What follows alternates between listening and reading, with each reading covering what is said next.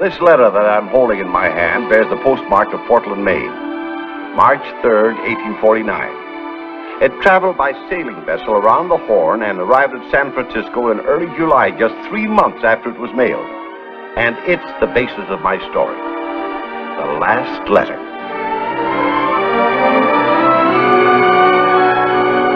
The letter was delivered to the San Francisco Post Office, which at that time was a one-room shanty on Clay Street, down near the waterfront, in charge of Postmaster Jacob Moore. And a mighty harassed man is he. What are you going to do with mail like this? James Bisbee, Esquire, care of the Gold Rush. Jedediah Clark, The Diggings, California. Could be anywhere within hundreds of miles.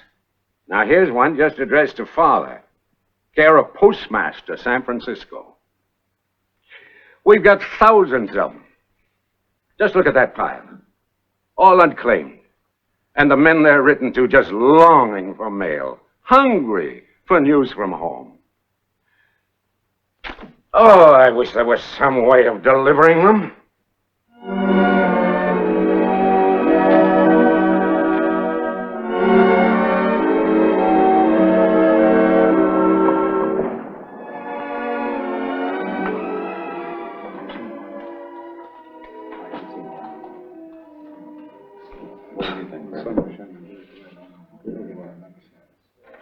Now that I've wrote my wife about my good luck, how am I going to get the letter mailed? Give it to the post office in San Francisco. You know how long it'd take me to go all the way down there and back? Long enough for somebody else to come along and jump your claim. You're dead right. I can't afford to leave them diggings. But I do want her to hear it. It'd set her mind at rest. I'll mail it for you. You going down to Frisco, Alex? Yeah. I've decided I'm not cut out for mining. Going to get me a job. Well, thank you, Alex, and good luck to you.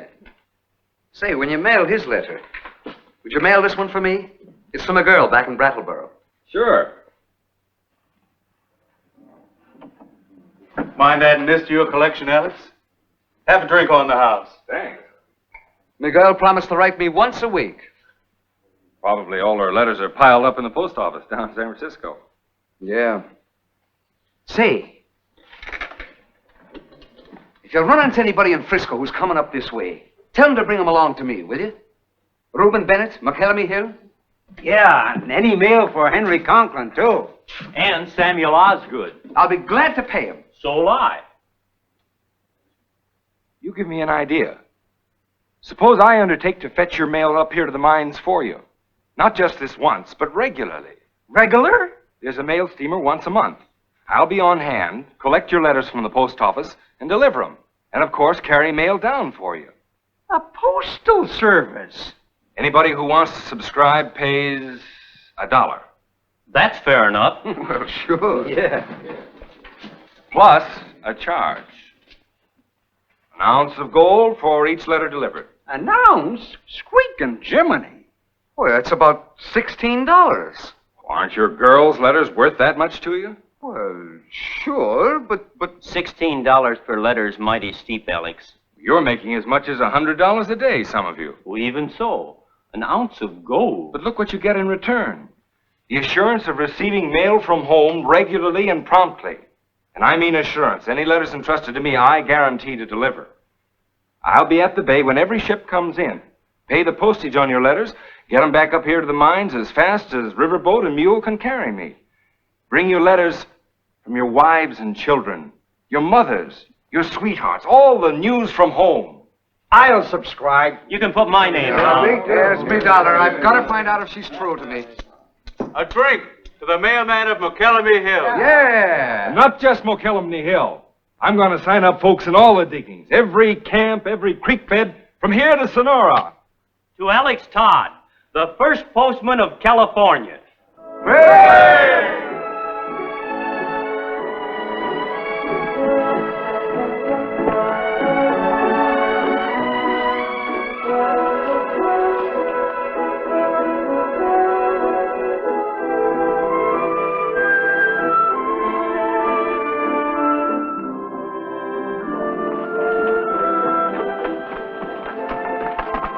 Howdy. Todd's Postal Service at your service. I mail letters for my subscribers and deliver letters to them. No thanks. Only costs you $1 to join. I'm not expecting any letters. Any mail that I contract for, you can count on getting through. I said I'm not expecting anything. That's too bad. Folks don't know how to reach you, huh? I haven't got any folks. Everybody's got someone. Well, I haven't. My mother died and I came out here to join this gold rush. And for all anyone back there is concerned, I might as well be dead. You might write a letter and relieve their minds. Not that I'm trying to boost my business. How about it, brother? Don't you call me brother. My name is John Lucas. For the last time, I don't want your mail service. Well, if you ever change your mind, I'll be coming through this way every couple of weeks from now on.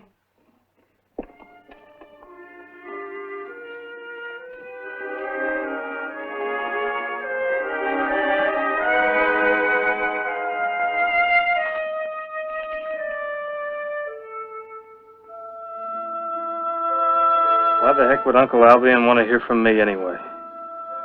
Nothing but a hard luck story.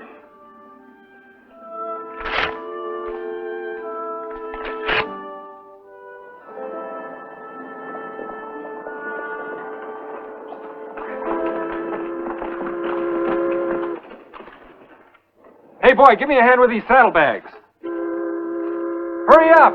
I've got to catch that steamer. Boy, you sure struck it rich, mister. That's not dust. It's mail. Mail? Letters, but they're worth their weight in gold. Well, what you gonna do with them? Take them down to the post office in San Francisco. Take care of my mules till I get back. Well, when'll that be, sir? Return steamer. Todd's my name, Alex Todd. Oh, Mr. Todd! Will you mail a letter for me? It's for a girl back in Kentucky. She'll get it. Thanks a heap, sir.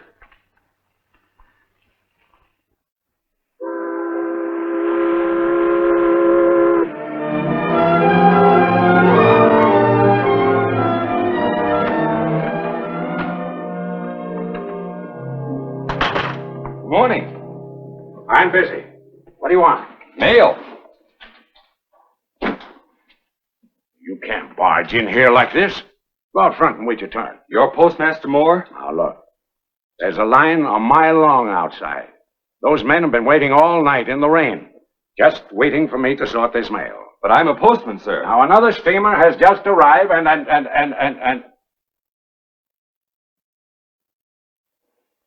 A postman? I've got a list of nearly 500 names here. Men at the mines I've agreed to fetch mail for. 500 names? Maybe I can give you a hand. Help you sort out their letters. Can you? Can you? If you can get rid of some of the stuff that's piled up here, I'll be everlastingly grateful. Where's your unclaimed mail, sir? Right here. I'll tackle this first. Now, there's postage due. 40 cents a letter. I'll pay it and collect from my customers. Here's a name on my list, first crack out of the box. Now, wait a minute. If you're going to be allowed to handle mail, I guess you ought to be sworn in as a postal clerk. All right. Go ahead and swear me. Hold up your right hand. What's your name? Alexander Todd. I, Alexander Todd, do solemnly swear that I will support and defend the Constitution of the United States, and that I will well and faithfully discharge the duties of the office on which I'm about to enter. So help me God. So help me. Good. Now go ahead and pitch into that pile. Yes, sir.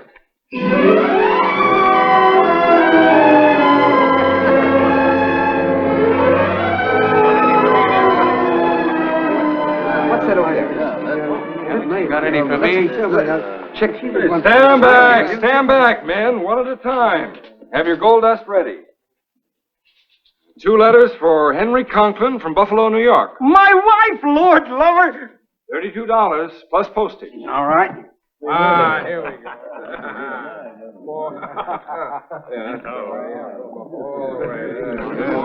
That does it, Henry.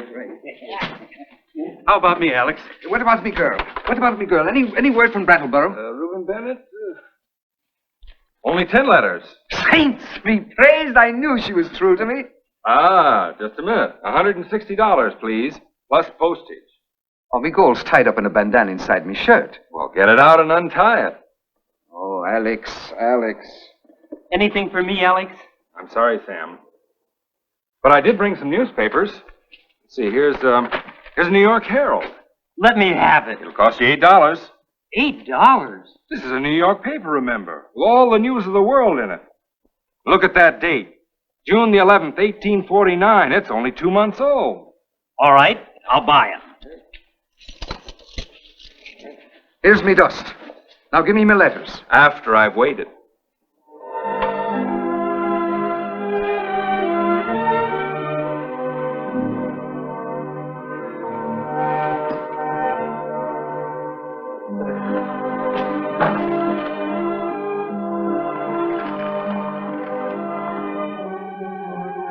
Hey! She's marrying a grocery clerk in Bellows Falls. Here. Here, give me money back. I don't want the rest of these letters. What I tote, you pay for. But she's given me the gate. I've been jilted. That's too bad. Oh, it's a dark day in Ireland when I put all my trust in a woman. Well, I guess that does it for this trip. Better luck next time. I didn't sign up. You're that young fellow from Columbia. Now, haven't you got a good memory for faces? Give me time, I'll recall your name. Don't bother. I've still got a newspaper I haven't sold. But I haven't got $8. You can read mine when I'm finished with it. Oh, for how much? For free. Thanks. Well, folks, I've made my trial run. From now on, I'll be operating on a regular schedule. Any letters you want mailed, have here first thing in the morning when I start down for San Francisco again.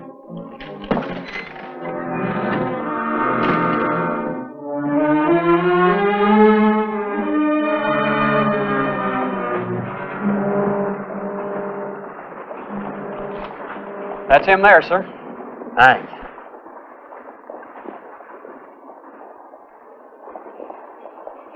Todd, my name is Bell, storekeeper here in Stockton. Howdy.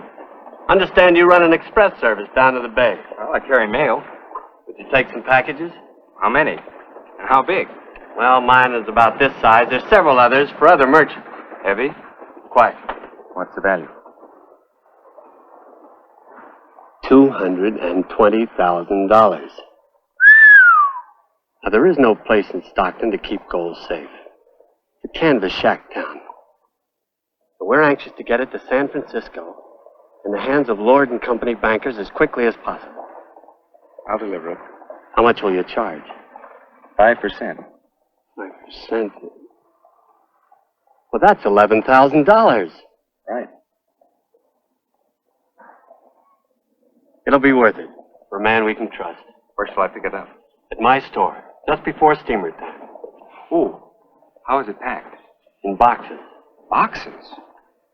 No, they'd never fit in there. Have you got a couple of butter cakes? Butter kegs? Sure. We'll pack it in them. Nobody will ever suspect they're full of gold. Now, that's what I call a smart idea.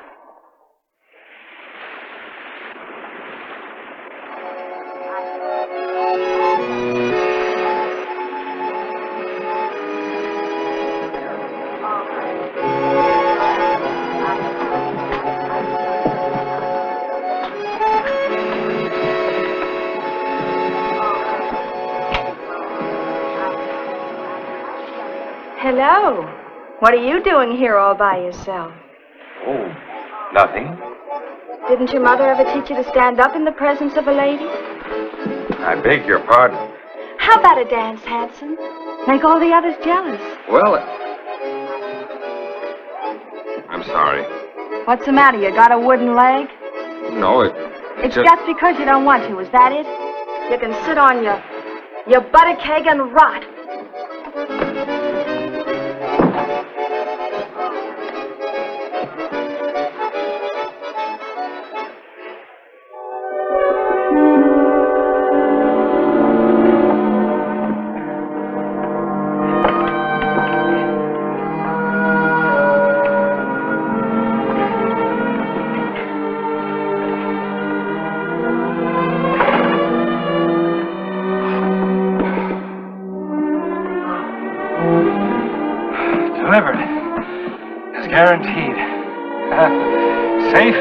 blessings of the Lord.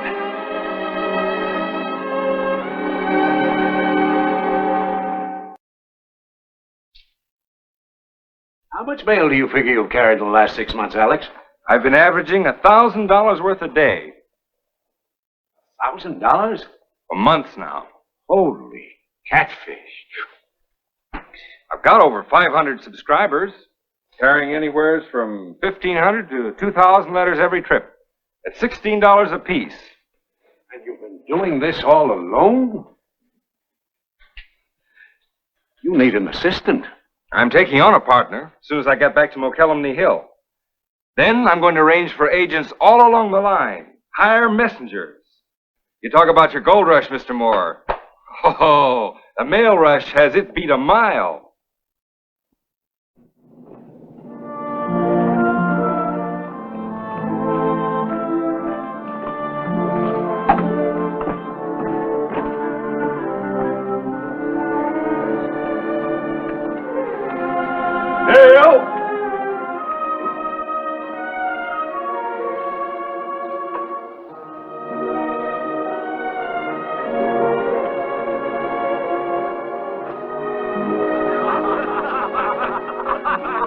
Mail's here!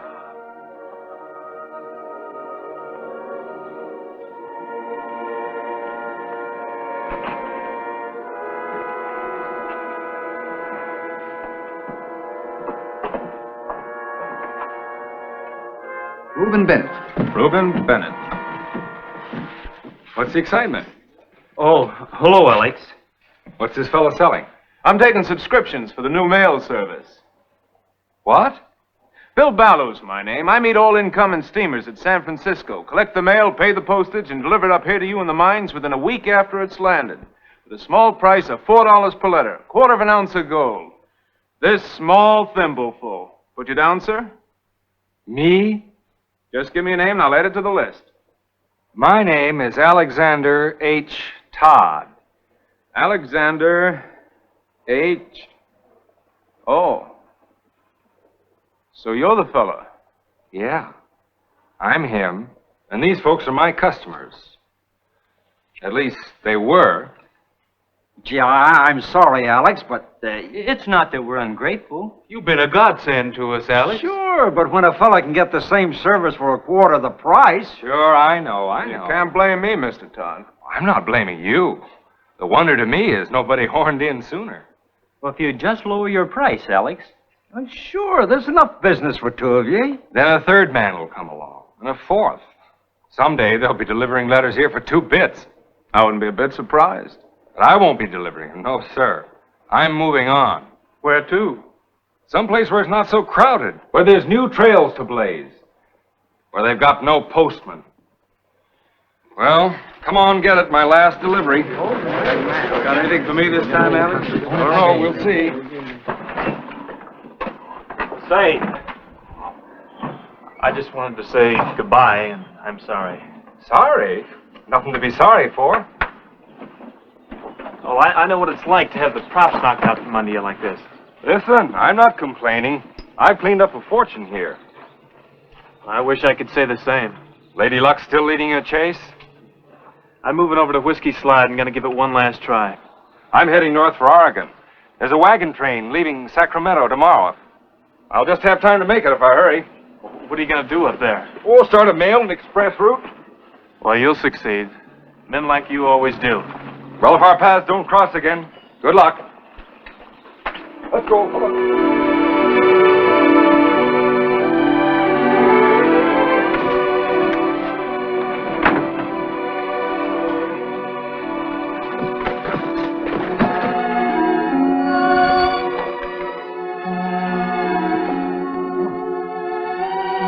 Stuck in the bottom of the bag. Mr. John Lucas, care of the postmaster, San Francisco. Lucas. That's that young down and outer. He isn't even on my list.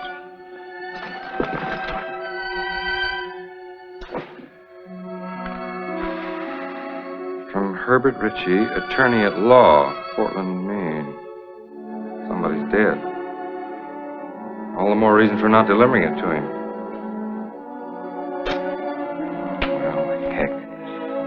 take a minute to drop by the saloon.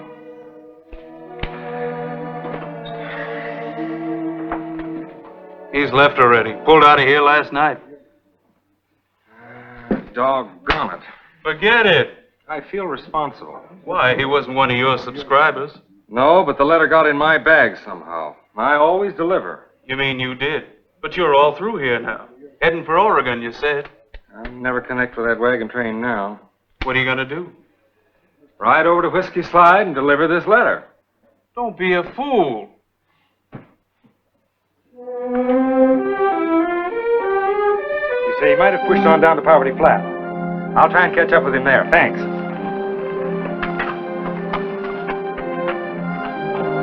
Nobody by that description down here? Well, thanks. Well, thanks. I just thought he might have stopped by here. Bye.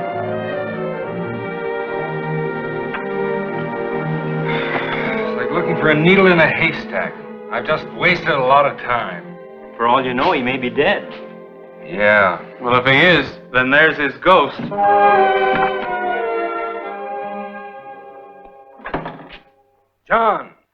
John Lucas.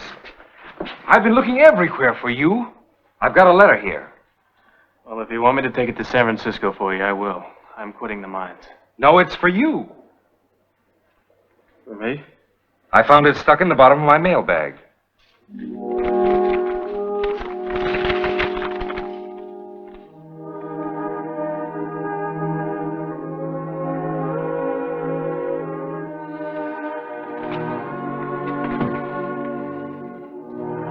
I was afraid it was bad news. Give him a drink on me.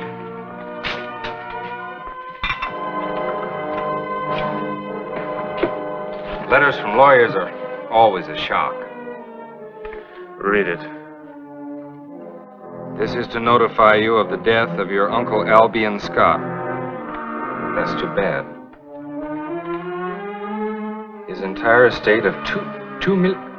He's left you $2 million! Yeah, read the rest of it. Unless this bequest is claimed within 1 year from date, the money will be given to the Fund for Indigent Octogenarians. When was this letter written? March 3rd, 1849. Yeah, this is January 26th, 1850. That letter's been sitting in the San Francisco post office since early last summer. Oh, my gosh. If I'd have spent $1 on your mail service, but I didn't. And now it's going to cost me $2 million. I'm going to need another drink. January 26th, March 3rd. You've got a little over 5 weeks. I can't make it from California to Maine in that length of time. You can get as far as Illinois in 1 month. Then take a train from there to Buffalo. And at Buffalo, they have a telegraph, I understand. You'll have to start right away. Take my mule and trade him in for a horse when you hit the Overland Trail. You'll need some money. Here. I'll pay you back. You're darn right you will, you millionaire, at 10% interest. Now, get going. Oh, wait a minute. Here's your letter. You don't want to forget this. Oh, no. Thanks. Thanks a lot. Well, now I can quit. I've delivered my last letter.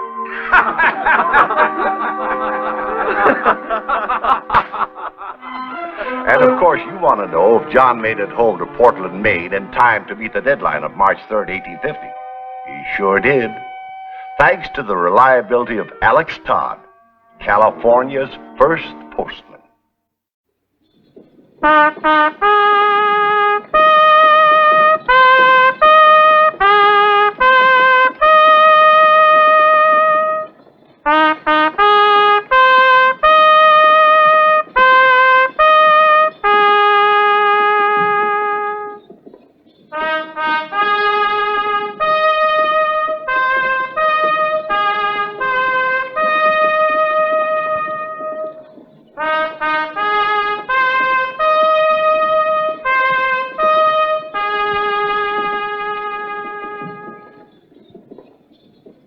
This is the story of Bret Hart, the man who gave the world those immortal stories of the California Gold Rush. The events you're going to see are all packed into one short year, the year of 1857. The year in Bret Hart's life which I call year of destiny.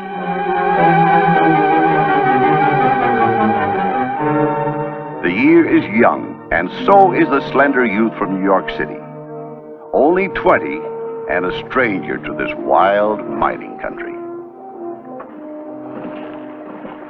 Wonder what the young gentleman is perusing. Dickens. Dickens? Why, he can't even cuss yet. That's the name of the author, Charles Dickens. The stage is late, isn't it? Don't tell me you're headed for the mine, Sonny. That's right. In them? Why, patent letters for dancing teachers. I'll invest in some heavy boots with the first gold I dig. Dig? Smooth as a baby's. If it's a fight you want to pick. No. All I'm trying to tell you, Sonny. The name is Hart. Frank Hart. Well, Frank, you gotta have guts to stand a life out here. And you think I haven't got guts?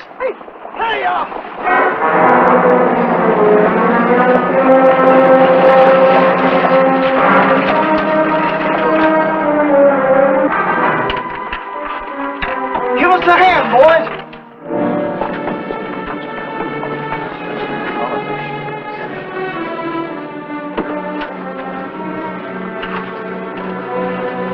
Get him in the depot before he bleeds to death.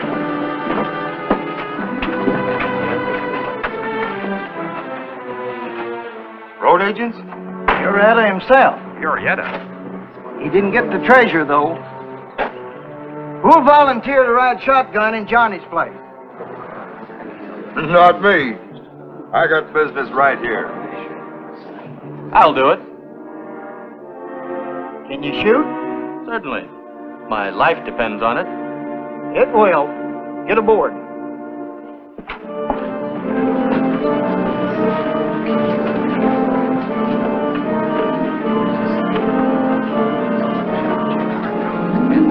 All aboard!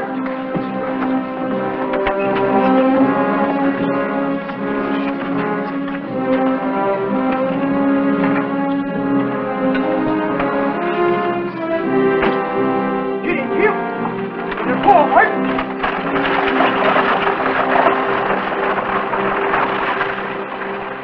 Godfrey, I didn't think young patent leather had it in him.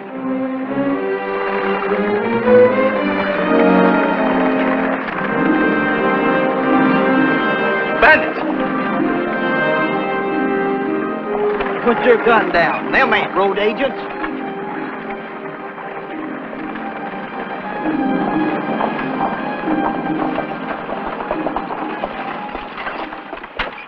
Got room for any more passengers? Sorry, Duchess. We're full up. Ah, I can't walk another step. Where you bound for? Oh, anywhere. They kicked us out of Poker Flat and told us not to come back. If you could just accommodate the lady. Lady? Huh, don't make me laugh. Couldn't she ride up here with us? There's plenty of room. There's room for you up here, ma'am.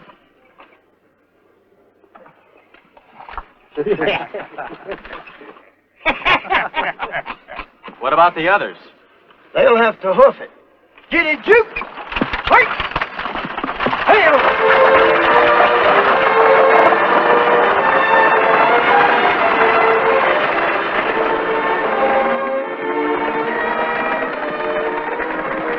Where'd you get the name Duchess?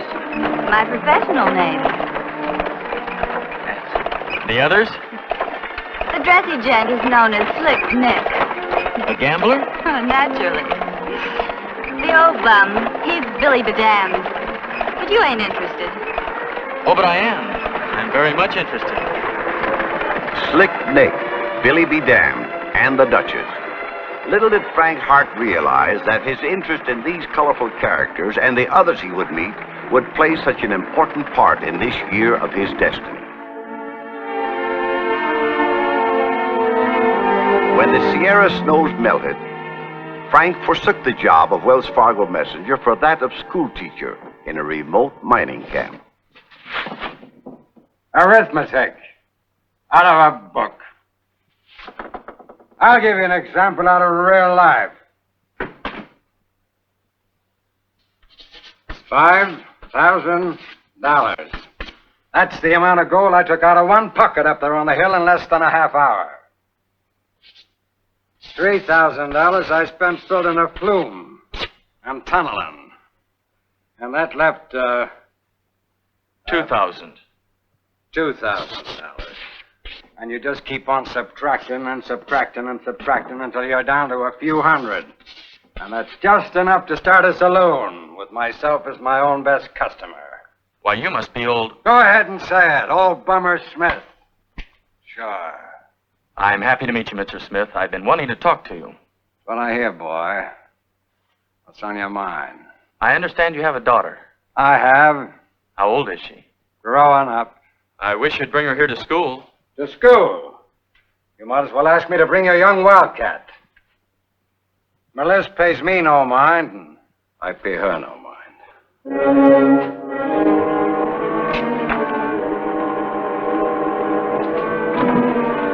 Mr. Smith.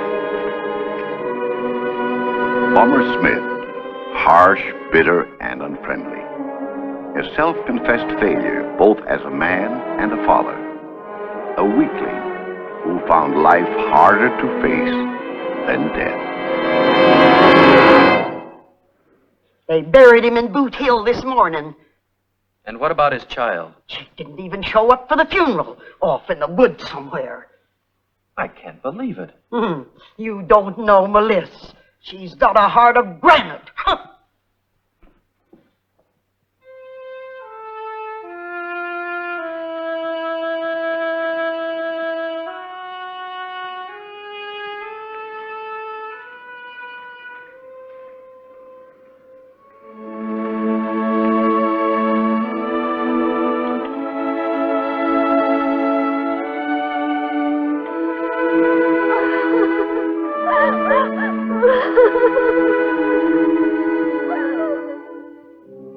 The departure of two families from the mining camp left not enough children to keep the school open through the summer. And young Frank Hart's next employment during his year of destiny was a printer's devil on the Northern California, a newspaper published in Humboldt County, California. Hello. Oh, Mr. McConnell. Good morning, sir. Boss out? He's gone away. He left me in charge of the paper.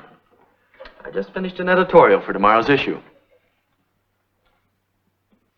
Cowardly massacre?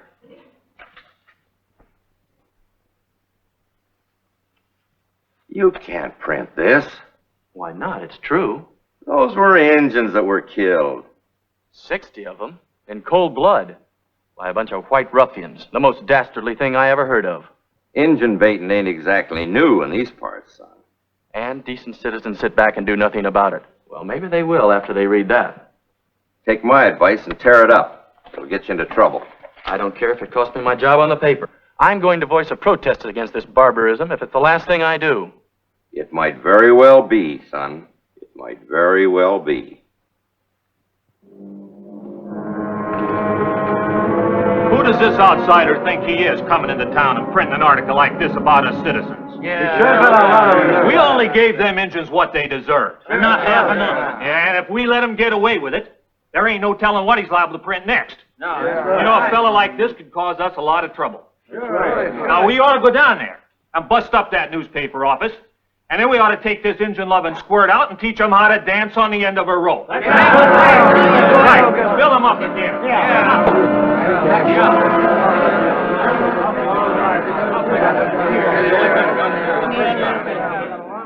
They're getting fired up for a lynching party. You'd better make yourself scarce. And leave this place for them to wreck? No, sir.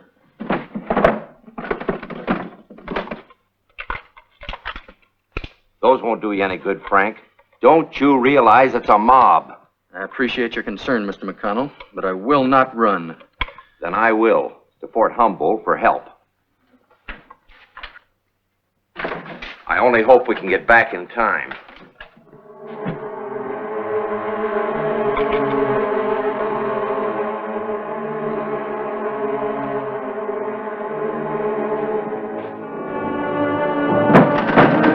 I know you're in there, Hart. Open up.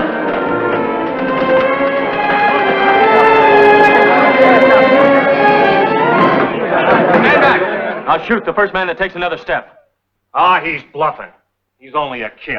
I rode shotgun for Wells Fargo. One move forward from anybody and he's a dead man. It'll go easier on you if you lay down them pistols. You mean that rope won't feel so rough around my neck? You got nobody to blame but yourself. You shouldn't have printed them lies about us citizens. If what I printed is lies, all you have to do is prove it. And I'll print a retraction and an apology. This is the only kind of an apology we want. Take them out.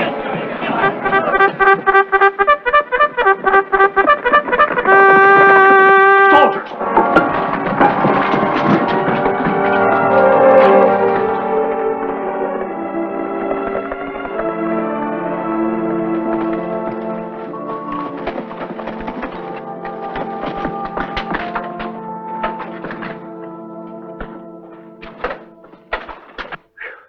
That was a close squeak, son. Close for comfort. You know, if I was you, I wouldn't press my luck. I'd quit town while the quitting's good. You know, I believe you're right. I guess the time's come to head down to San Francisco. See what offers there.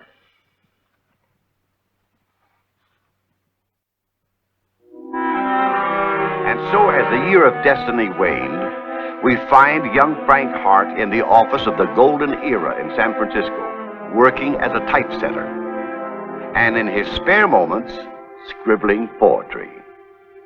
Oh, Frank.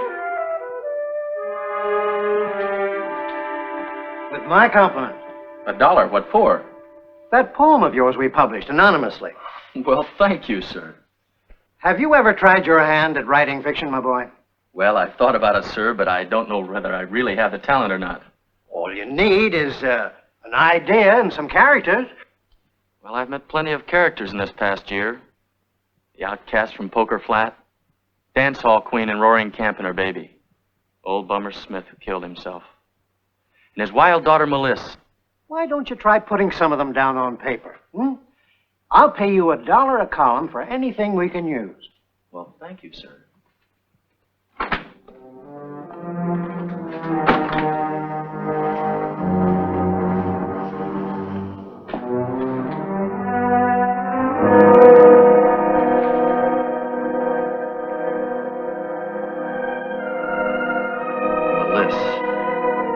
Just where the Sierra Nevada begins to subside in gentler undulations, and the rivers grow less rapid and yellow, on the side of a great red mountain stands the settlement of Smith's Pocket.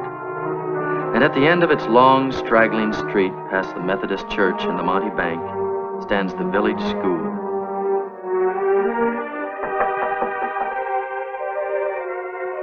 Come in.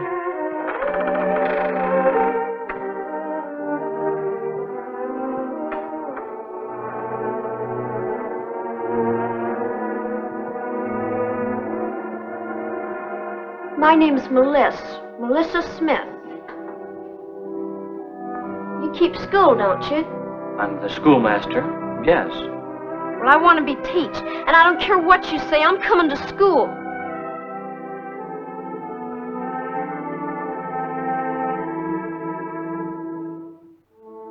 Well, why not? I wish I was dead. I wish everybody was dead. They all hate me. God hates me. Who said so? The Reverend McSnagley. He expelled me from Sunday school.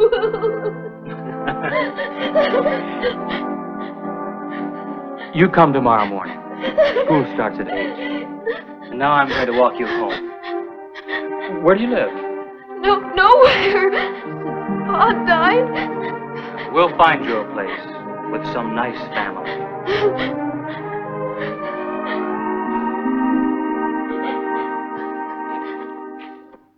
And you'll all take your seats, and school will come to order.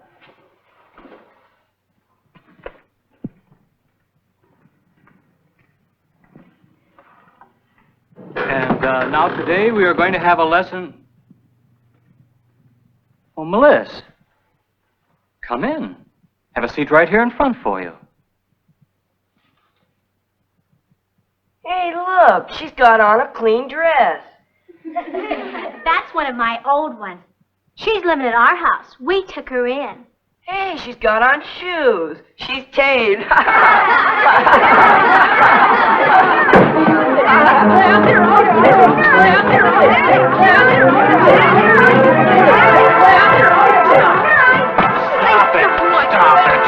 Stop it!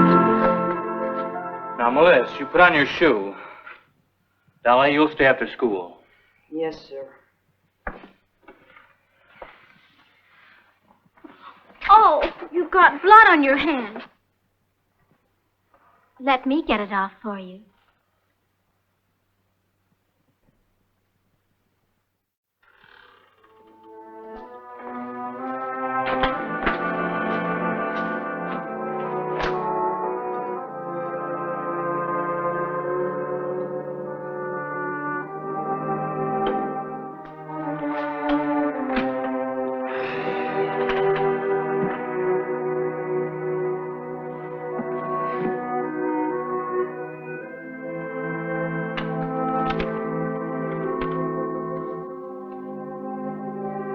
Respected Sir, when you read this, I am run away, never to come back. Never, never, never. Yours respectfully, Melissa Smith.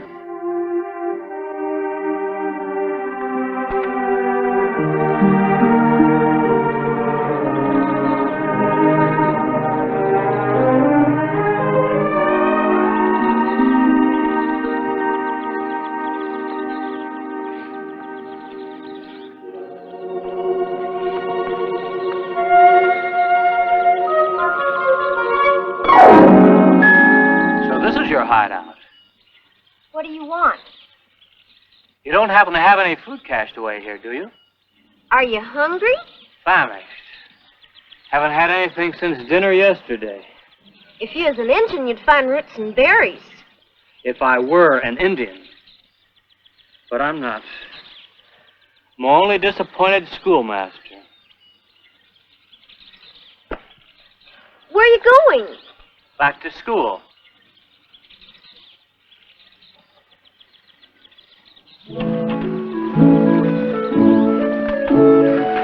Wait!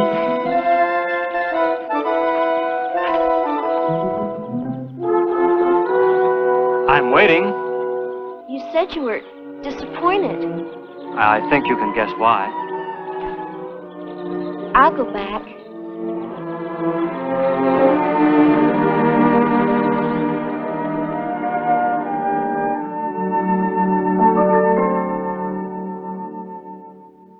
Who thinks they can answer my question? Melissa. Planets revolve in fixed orbits. The sun and the moon, the earth and the stars, all in harmony. That's why they talk about the music of the spheres. Just a minute, Melissa. This is an examination in astronomy. Well, you asked me about the solar system. And you said it had been going on like this since the creation. Is that the truth? Yes. Yes, Clytemnestra? It says in the Bible, Joshua commanded the sun and the moon to stand still, and they obeyed him. Correct. It's a cussed lie. I don't believe it.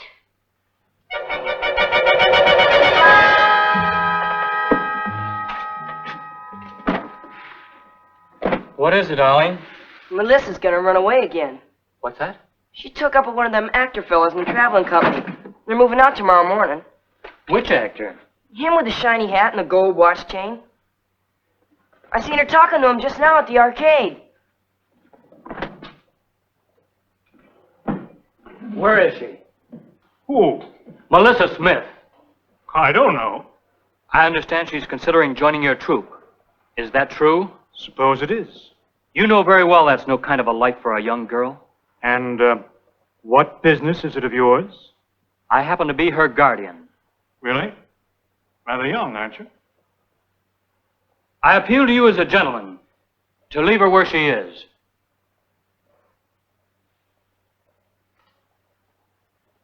Want to keep her for yourself, eh?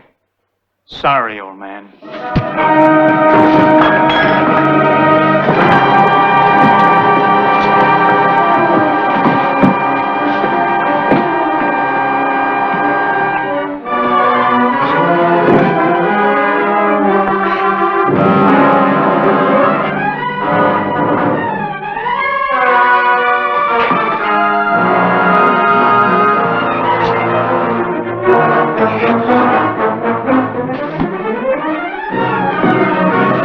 Schoolmaster's being killed!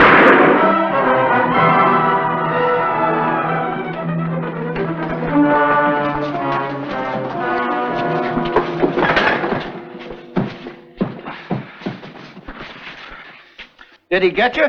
No. Just burned my sleeve.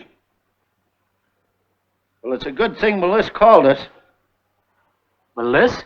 Well, that's who you was fighting over, wasn't it?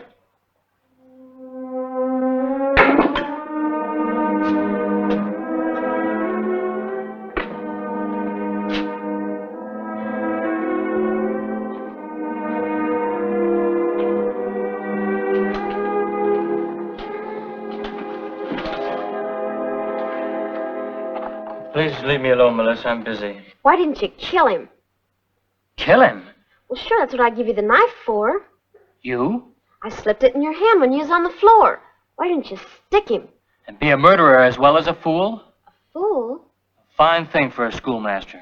Get mixed up in a barroom brawl. Now I will have to leave town.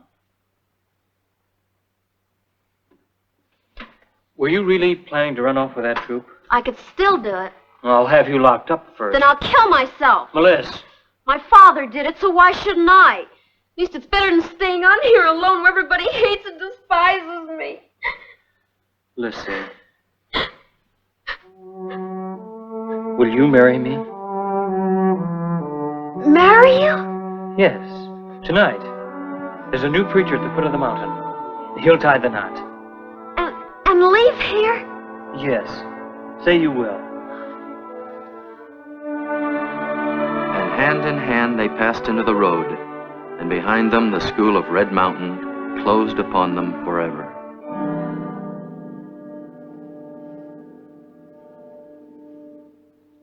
We'll print it in our next issue. Do you really think it's good enough, sir? So good, it's got to be signed. Just what is your full name, son? Francis B. Hart, sir. Francis. Sounds rather la-di-da. What does the B stand for? Brett. Drop the first name altogether. Just call yourself Bret Hart.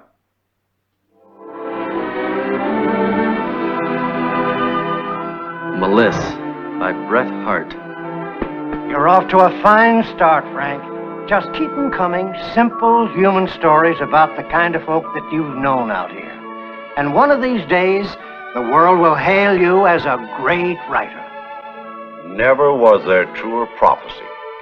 The outcasts of Poker Flat, Tennessee's Partner, the heathen Chinese, the luck of Roaring Camp, the idol of Red Gulch, two men of Sandy Bar.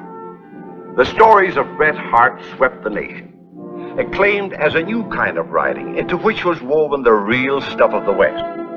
Today in California, they still speak of the Bret Hart country, the region where a young man with a sensitive soul and mind wandered from job to job during the year that was to shape his destiny.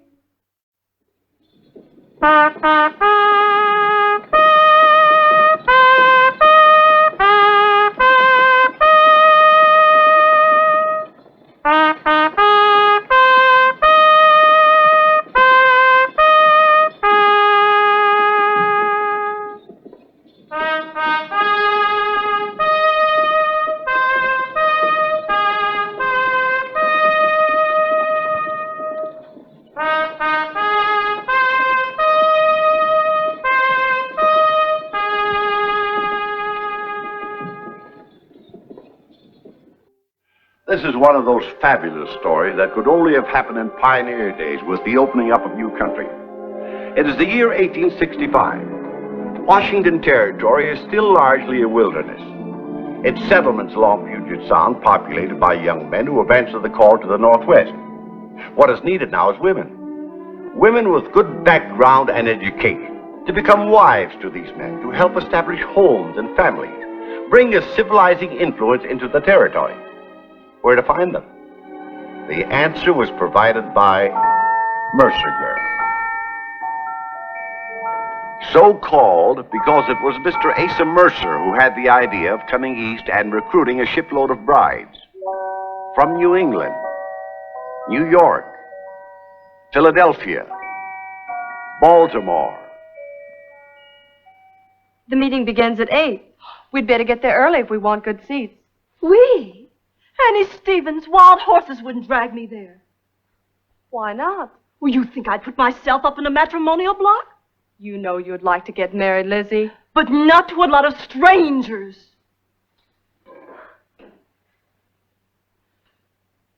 Let's face it, there aren't too many men left to choose from here since the war. Do you have to remind me that I've lost every one of my fiancés? Out there, it's just the opposite. The ratio of men to women is 9 to 1. 9 to 1? We'd be surrounded. It fairly makes me shiver. You could have my 9 too, Lizzie. I'm dying to go out to the Northwest, but not for a husband. I want to teach. You and your career.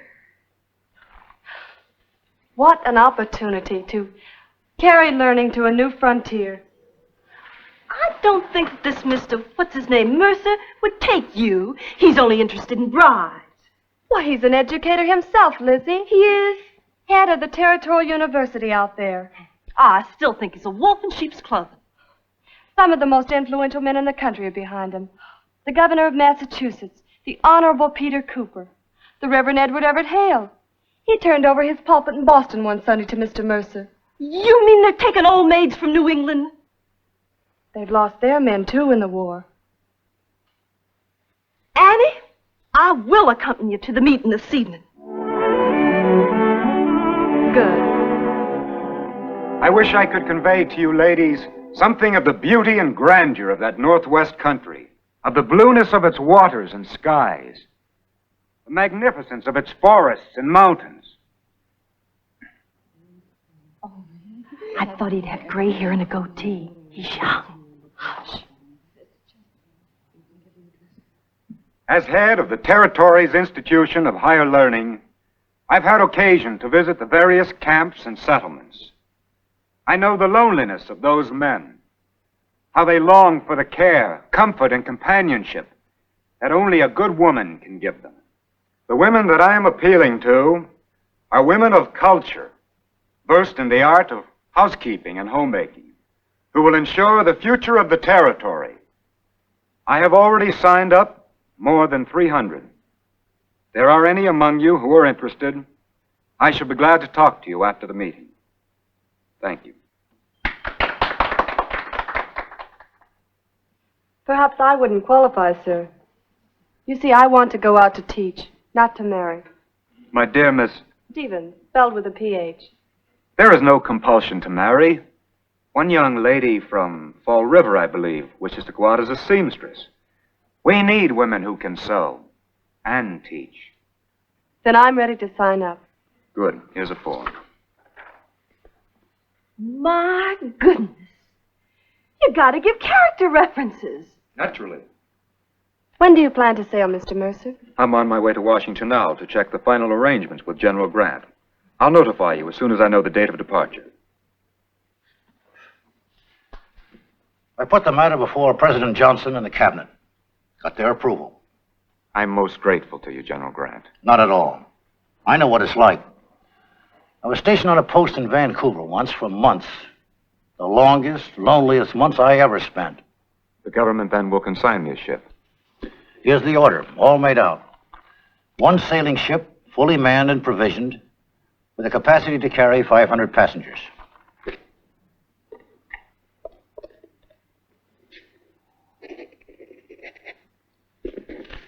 Take this around to the Quartermaster General's office, and he'll put it through for you. Thank you. Thank Thank you very much, General Grant.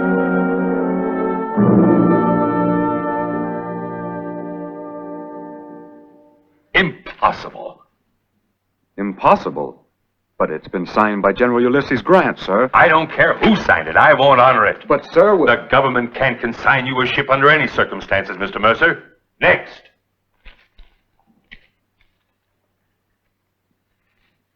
But what am I to do with all these women, these 500 brides of mine? 500 brides? Who do you think you are, King Solomon? How am I going to face all those bachelors back in Washington Territory who financed my trip east? You really have 500 young females on your hands? Yes. I always heard they did things out west in a big way, but... Look, I still can't consign a ship and a crew to you, Mr. Mercer. There's no law to justify it. But I tell you what I will do. I'll condemn one of the government ships and let you buy her. Buy it? The sailing ship Continental. You can have her for $80,000. Where will I find $80,000? Where did you find 500 women?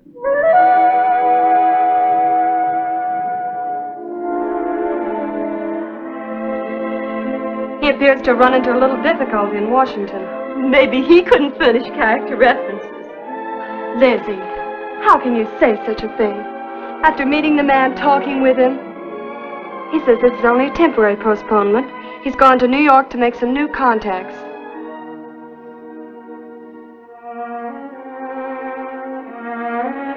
I wonder how his wife feels about the whole thing. His wife? Well, he's married, isn't he? I'm sure I don't know. He must be anyone that handsome. And I bet she thinks just what I think.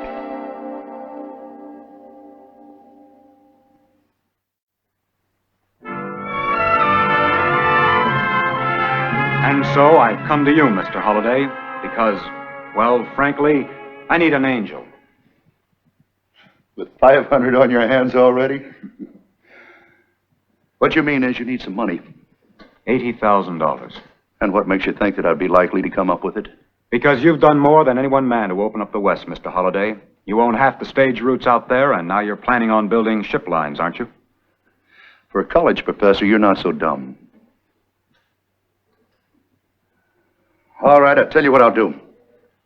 I'll give you the $80,000 for, what's the name of the ship? Continental. Outfit it and transport your young women from New York to the West Coast, with the understanding that the ship then becomes my property. Agreed? Agreed, sir. I'm most grateful to you for coming to my assistance. Thank you, sir. What did I tell you? It's all settled. We report in New York not later than November 15th. We? Oh, I mean me. I sail on the ship Continental, procured from the United States government, seaworthy and completely sound. Man with sailors. I never thought of that. I'm going to start packing my book. Annie, I'm going with you. Lizzie! Well, I couldn't bear to think of you taking that long, dangerous journey alone. Oh, Lizzie, I'm so happy.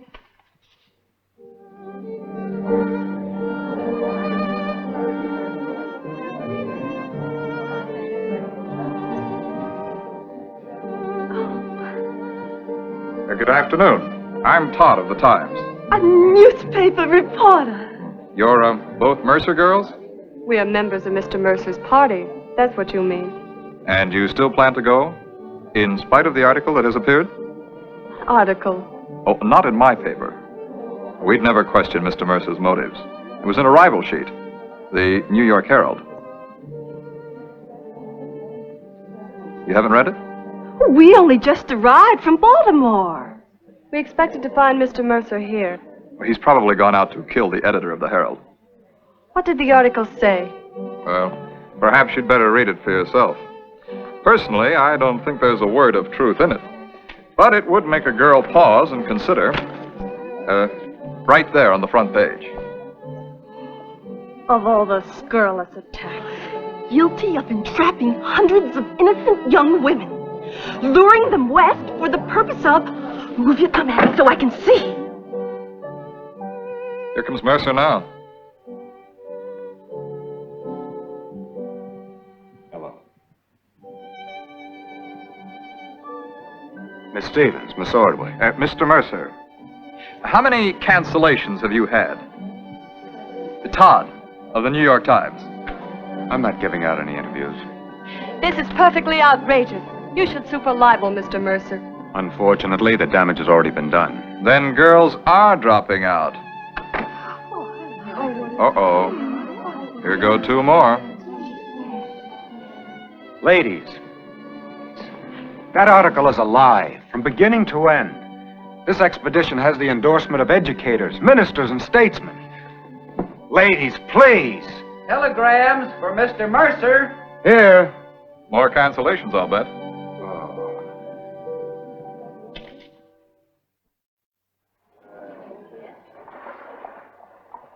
All ashore.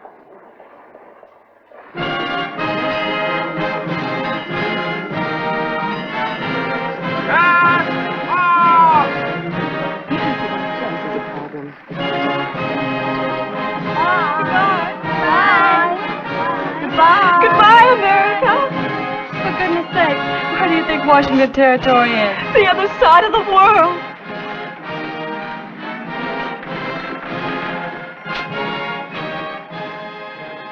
Well, how are you feeling now, Mr. Mercer? The way Moses must have felt when the Exodus finally... Todd, of the Times. What are you doing here? Came along to cover the story. Who gave you permission? Well, there seemed to be plenty of room on board. And I'm only too glad to pay for my passage. $100 a head, I understand.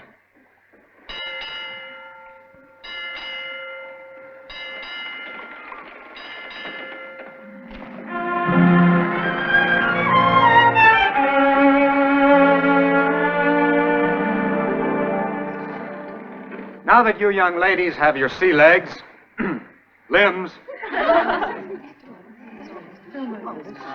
I should like to arrange a daily schedule for the voyage.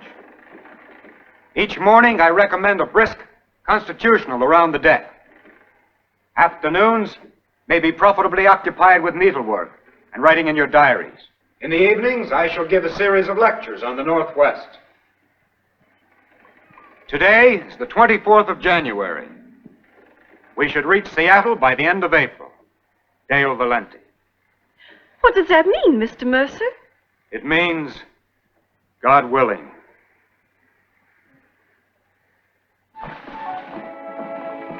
Ask me, he thinks he's the Almighty. Mr. Todd, that's sacrilege. Well, please. I want to talk to you. There are 95 other girls on board. But you're the only one I care about. Why do you think I came along on this female exodus? To write the story for your paper. Because I saw you. Mr. Todd. You're not going to throw yourself away on some backwoodsman in the wilderness? You better not let Mr. Mercer hear you talk like that. Mercer, the first port this ship puts in, you and I are going ashore and get married. You mean alone? Oh, Toddy, you wicked man.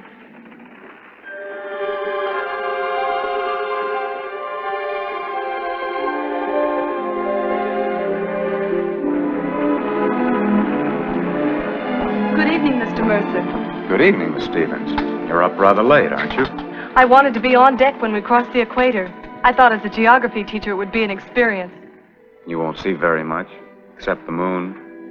Isn't it thrilling? The moon? The equator. It's just an imaginary line encircling the Earth. Are you talking about the terrestrial equator or the magnetic equator? Does it matter? They're not the same thing at all, Mr. Mercer. To be sure, they rarely coincide. But the magnetic equator is that line, imaginary as you say, along which the Earth's magnetic force is zero. Magnetism. Zero. That's correct. My guess is we're crossing it this minute.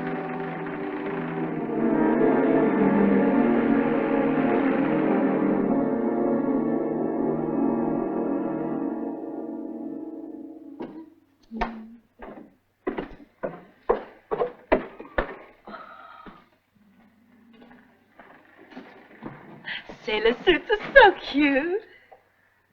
You gonna pack your stuff and come ashore with me, or aren't you? Now, Toddy, don't press me. Press you? It's been 2 months since we left New York, and at every port you've made excuses. Oh, but they've been such dreadful and civilized places. Well, this isn't. We're anchored in the harbor of Valparaiso, Chile. If you don't marry me here, you won't get another chance until the Galapagos Islands. Now, Toddy, it isn't that I don't love you. I think you're the most fascinating man I've met in ages. I'm beginning to think you're nothing but a flirt, Lizzie Ordway. Oh. What's that? Man on board!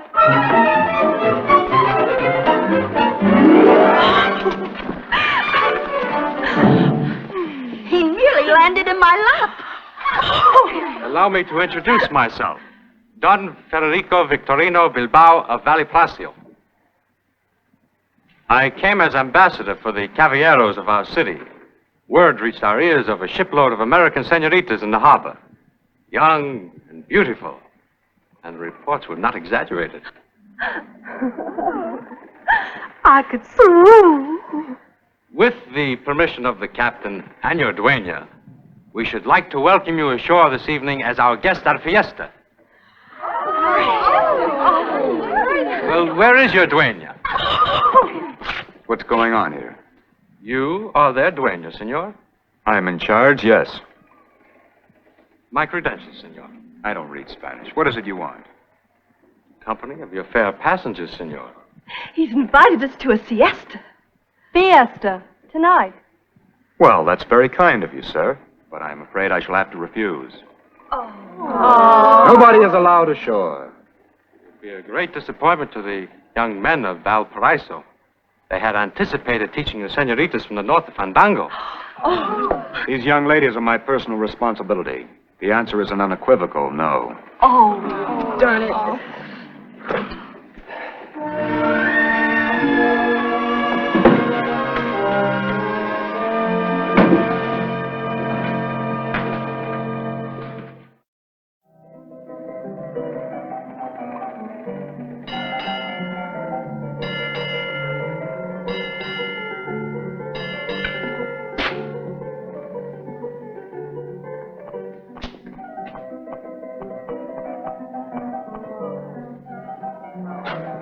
That infernal music. I suspect they're keeping it up just to aggravate us. Not the Spanish. They're much too polite. Don Federico Victorino Bilbao. Perfect gentleman. You can understand my point of view, though. Oh, you made it quite plain. And you approve? To be perfectly honest with you, Mr. Mercer, I don't. Miss Stevens. This has been a long, dull, tiresome voyage. The girls are starving for some fun. I've tried to provide entertainment. Playing proverbs, singing hymns. They need fun. Put yourself in their place, Mr. Mercer. Sailing to a new, strange land, not knowing what lies ahead. They're homesick, a little frightened. Most of all, they're bored. I have a duty, Miss Stevens. Oh, I know. I guaranteed to deliver these girls to Seattle, and there I'm going to deliver them. What difference would one evening ashore make? With those handsome Chileans, why, it might change a girl's whole life. Oh, don't be such a prude. Prude? You may be a fine educator, but as a man, you're cold and stiff and inhuman. Miss Stevens. You're a fine one to talk. You know what I want to do whenever I'm near you? No. I want to shake you. You're the prettiest girl aboard. You've got everything to attract the man. And what does your conversation consist of? Terrestrial and magnetic equator. Syntax in Plato's Republic. I beg your pardon. I must have forgotten myself. I think you did. Good night, Miss Stevens.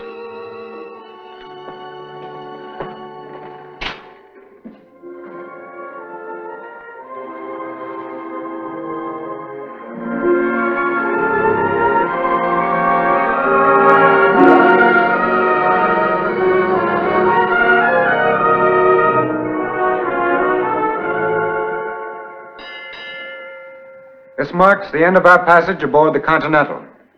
Arrangements will be made for further transportation from here to Seattle as soon as possible. Check the bulletin board at the main stairway for further instructions. That's all for now.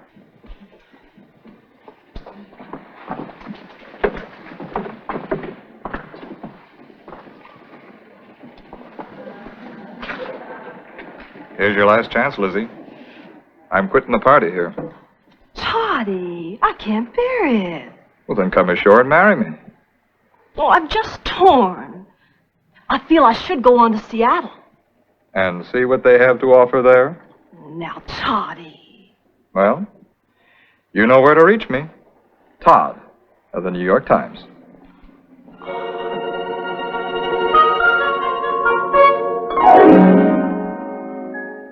If you prefer to remain in San Francisco, Miss Stevens, you are at perfect liberty to do so. Not go on to Seattle?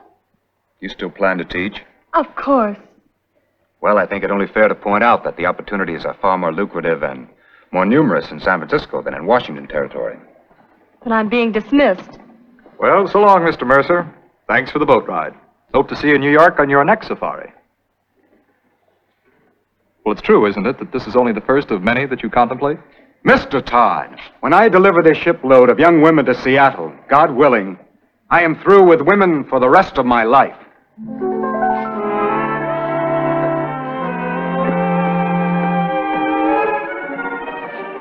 Well, Miss Stevens? I think I'll continue to the end of the journey, if it's all the same to you.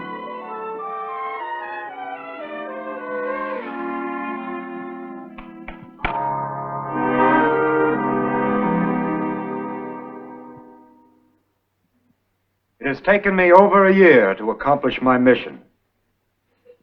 I have bankrupted myself in the process. But I have done what I promised I would do. I have brought you a shipload of young women.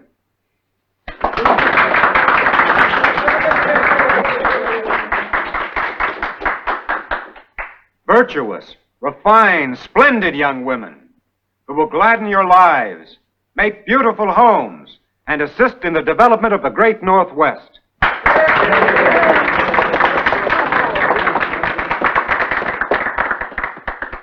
This gathering tonight is to give you all a chance to get acquainted.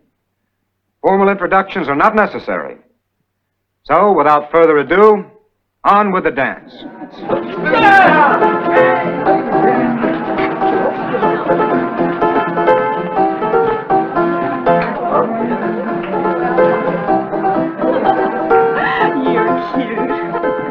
So are you.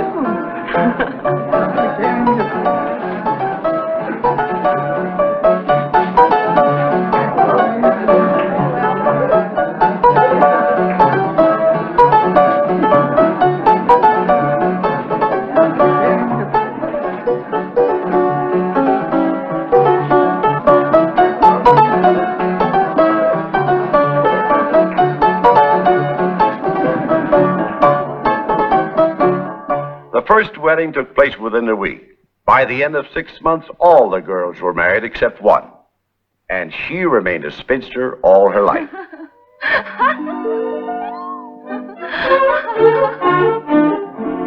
The Mercer girls, without exception, proved to be a wonderful influence in the Northwest. Families in Washington and Oregon today take pride in being descended from them. What about Asa Mercer himself? Well, the records show that on July 15, 1866, Miss Annie Stevens of Baltimore became the Mercer girl for life.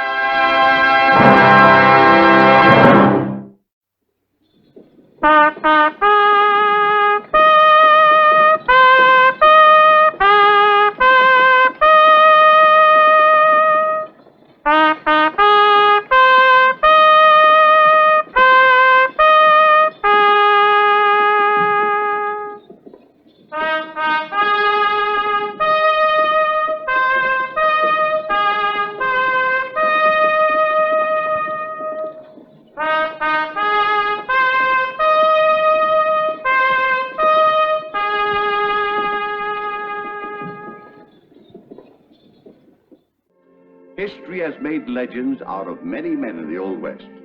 But Indian Scout Jim Bridger, or Old Gabe as he was affectionately called, was one legend who made history. In deep respect to a great man, I call this story Old Gabe. After 6 months of scouting and trailblazing for the Army, Old Gabe is heading home to his farm where a wife and son and a child he has not yet seen are waiting.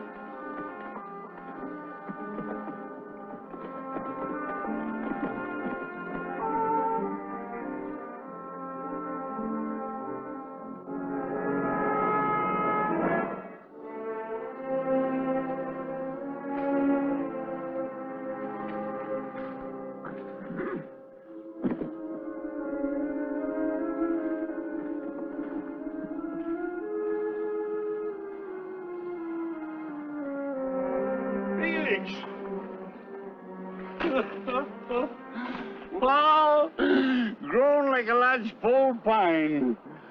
So you've come home? Ain't you kind of surprised to see your pa? Yes. Yes, I am. You kept the place up fine, boy. Sure feels good to get home. Home? What do you know about home? What's eating you, boy? Maybe you better take me to your ma. I'm right anxious to see her. I'll take you to her. It's this way. You know, boy, I rode nearly 1,000 miles to get here, and all the time I was thinking how fine it'd be to be with you and your ma again. How is she? You'll see.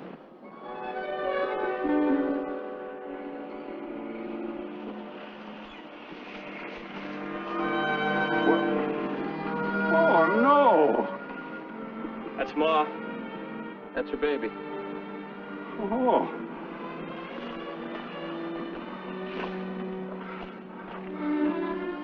There they are, where you put them. Oh, you don't know what you're saying, boy. I weren't anywhere around. That's what I mean. You weren't around when she needed you. She died giving birth. Her heart broke. While you were out adventuring and fighting Indians. She died calling for you. I'm sorry, boy. More sorry than I can tell you. I won't bring her back.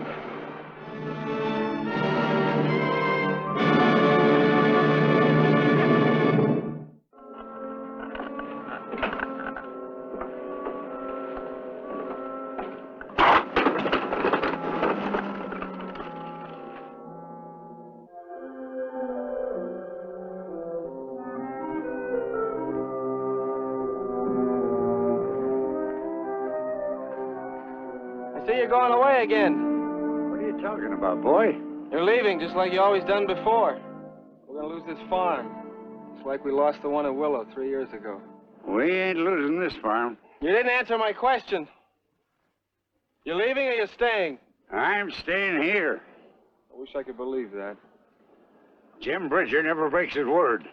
You ask any Injun, he'll tell you that.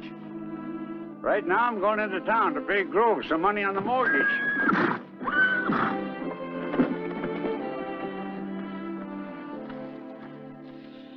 Bridger, you know how much is here? Sure do. $300.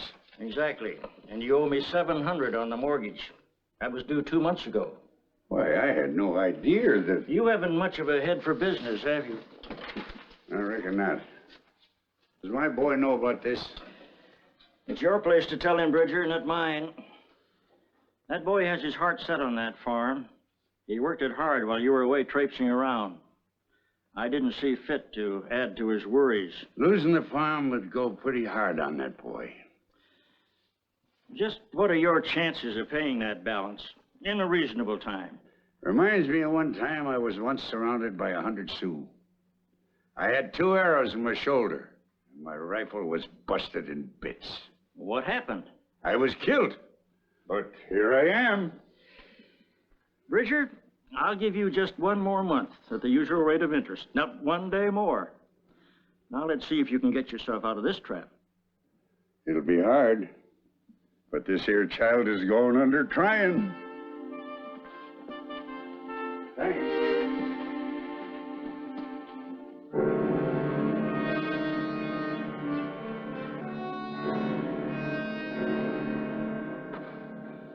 How long you been having these spells, Jim? Off and on, a couple of months. Well, you're going to keep on having them. They'll come and go. They're going to get worse all the time.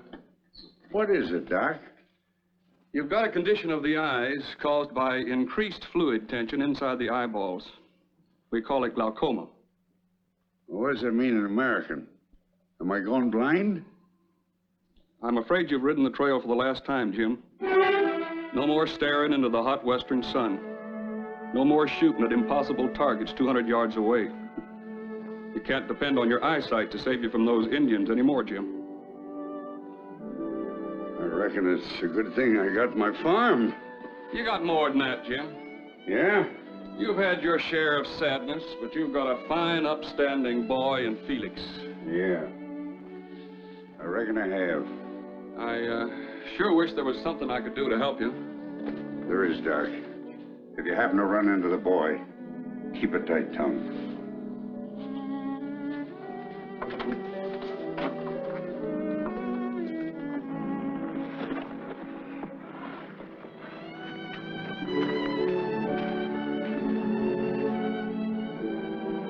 Pa? Yeah, son?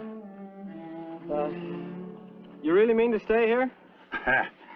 Now, wouldn't a man be a fool to hanker for the hard ground when he's got a nice, soft, warm feather bed to sleep in? And good home-cooked meals instead of cold buffalo jerky? No danger of you losing your scalp here either. Not unless they get careless and walk into that barber shop in Hamilton. You know, I was just down the South Field. We're going to have the best darn crop of alfalfa in this whole county. That's fine, boy. Fine? You realize what that means? This farm's going to be on a paying basis another 3 or 4 months. 3 or 4 months, huh? Yeah, it's going to be a lot of hard work, but well, between the two of us, we can do it. Yeah, we can do it. Here, I'll get it.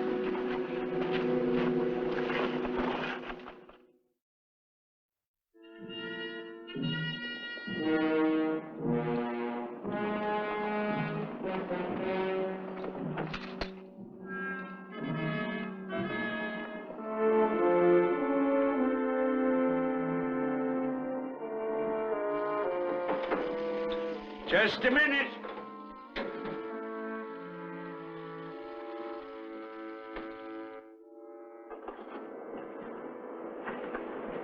Colonel Harrington. Well, I ain't seen you since I left Fort Laramie nigh under 3 months ago. How are you, Gabe? Why, come in, come in.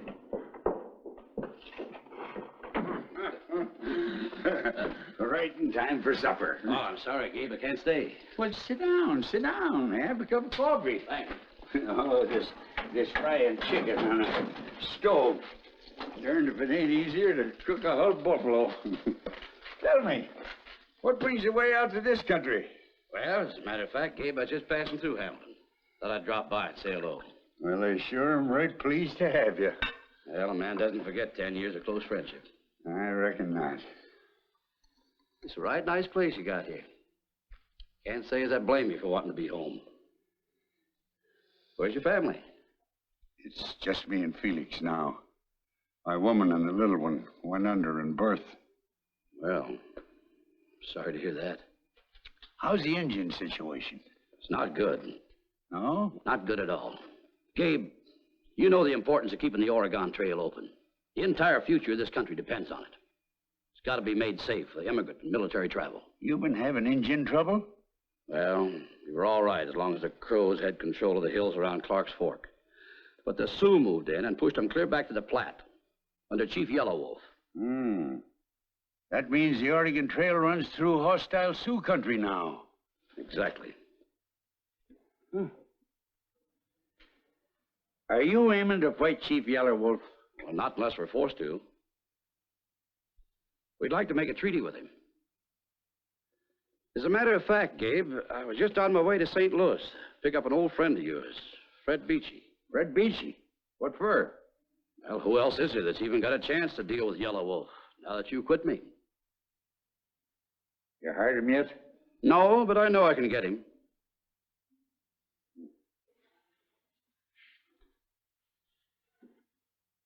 What does the job pay? Well, let's see. It'll take a month and a half, 2 months maybe. $10 a day, that's $500 to $600. Just about. Yellow Wolf is tough. He's as tough as they come. Why, there's only one white man in the whole country he'd even talk to, and that's me. I was hoping you'd say that. You'll take the job, then? I've got to, Hank. You've got to. That's the truth. I'm going to lose this farm if I don't get $400 pronto. Well, whatever your reasons are, Gabe, I'll be glad to have you with me. Now, you'll pick up your military escort and your trade goods at Fort Laramie. The sooner you get started, the better. I'll take off the first thing in the morning. Good. Felix! Jim Bridger. The man who never breaks his word to an Indian, only to his son. You gotta let me explain. I don't want to hear anything. I've heard it all, over and over. Just one more trip. The last one. Well, go on. As far as I'm concerned, you don't ever have to come back.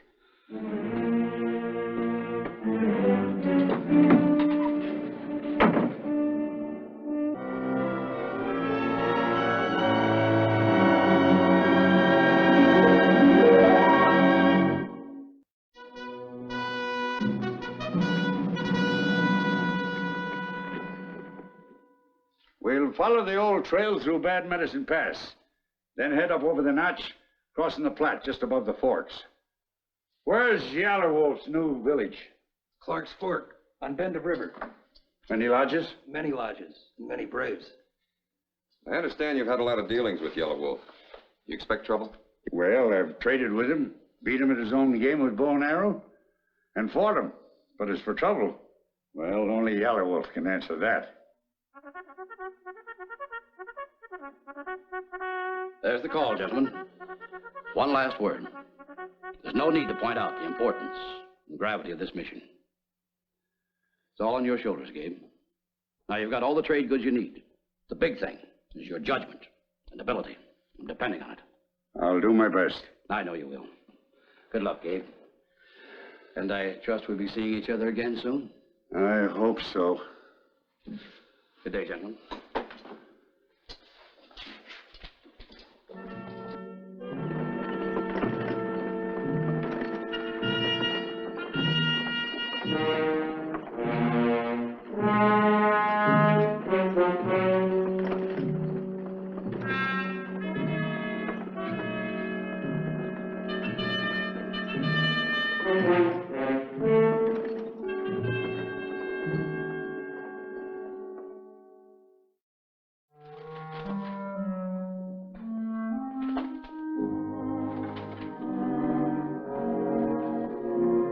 Felix, come here a minute. Hello, Mr. Groves. Come on in, I want to talk to you. Mr. Groves, if it's about the money, I'm afraid I haven't got any for you. Well, now, that's just too bad. But I have something for you. What's that? The deed to the farm, it's all free and paid for now. But I didn't pay you any money. I got a letter from a man named Colonel Carrington with a check in it. He said it was an advance on your pa's pay. Pa's pay covered the mortgage? That was the only reason he took off again.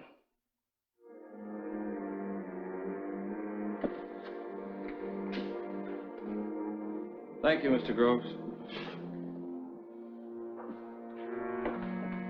Why, hello, Felix. Haven't seen you for some time. No, I suppose not. Tell your father next time he's in town to come in and see me. Where have you been, Doc? Bridger's away. Away?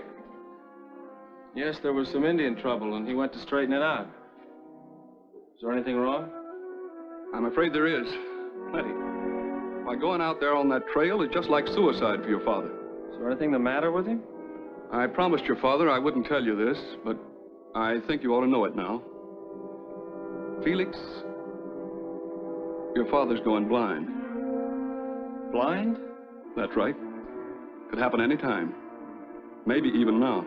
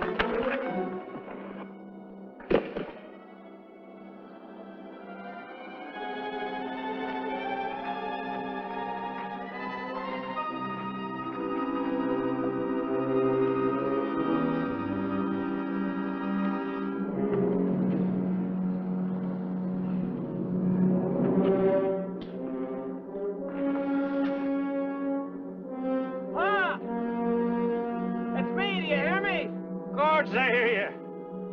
Talk some more, son. Your voice is music to these old ears. Felix Bridger reporting for duty, sir. That's fine, boy.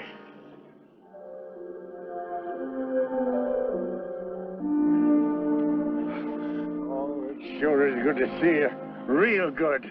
How do you feel? Oh, finer than a wildcat full of loco berries. But what brung you way out here? I got lonesome for you. Lonesome for me? Well, that's really more than I expected. I took off for Fort Laramie, and Colonel Carrington gave me a job.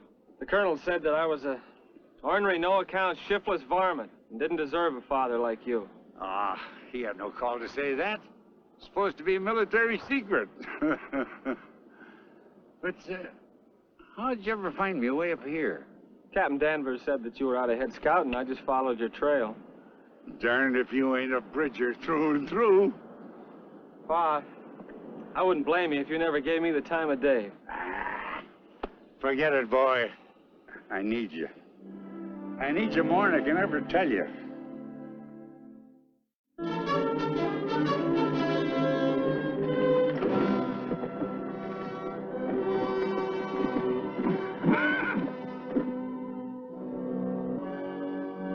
How far away from Sioux country? We're in it. There's nothing moving. Not a sign of life. When a pass is this quiet, it just ain't natural. I don't see or hear any birds, do you? No.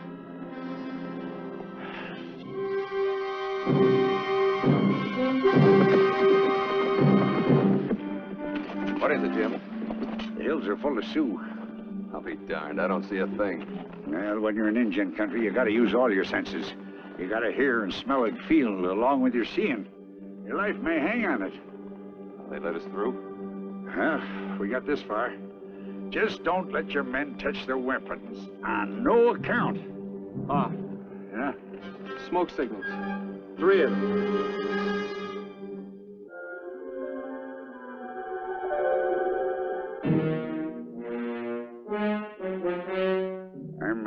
I'm learning my boy to scout. Felix, do you see any difference in those smoke columns? Yeah, there's one large one, and the 2 on each side are smaller. Good. What does it mean? Yellow Wolf knows we're here. And he knows we come for peaceful talk. We can go through now. Forward!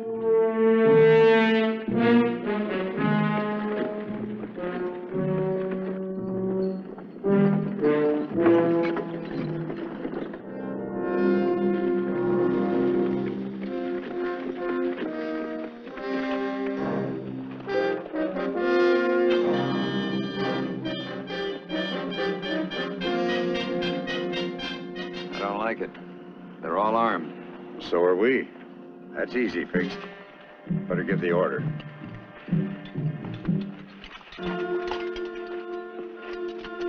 Detail! Disarm! The white men show good face. I smoke only with 3. Go.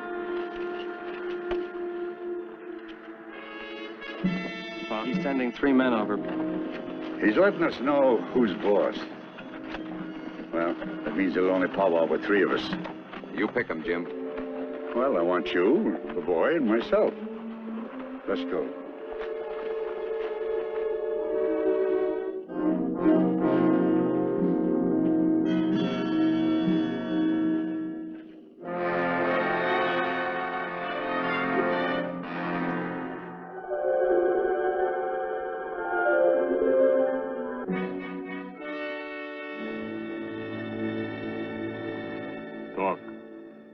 We come in peace. We want great medicine roads safe for our soldiers and settlers. We have brought many presents. White man's presents are good. His promises always broken. I speak with straight tongue. When you were strong blanket chief, my people trusted you. Jim Bridges' word is still good. He speaks for the great white father in Washington. I only talk to the big chief. Show my people you're still worthy to talk peace. Show me you're still strong blanket chief. Only then we smoke the pipe of peace. You know I'm strong, Yellow Wolf. I've proved that to you more than once. There's nothing you can do I can't do. That was many moons ago. Prove it now. Will it be bow or knife? Knife. Ah, you spoke too eager. We will make it bow.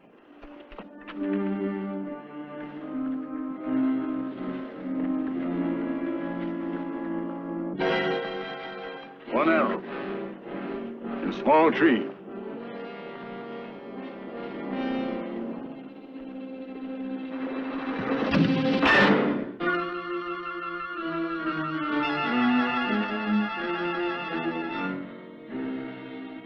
Wait! You want to prove who's the better man. This is boys' play. Much too easy for the great blanket chief. The cub growls like a bear. I still say this is a game for boys and Indians. What does the cub suggest? Hoop and pole? My father will put an arrow in that tree blindfolded. Here, Paul. I just can't do it, boy. You loco? I can't see the tree. No, you can't. That's why I'm here. But you can hear my voice. Just follow my voice. And I'm going to stand behind that tree. If my father misses so much as the length of a twig, I'll be killed. I can't do it. You've got to, Pa. We can't back out now. Just shoot at my voice. I'll keep talking.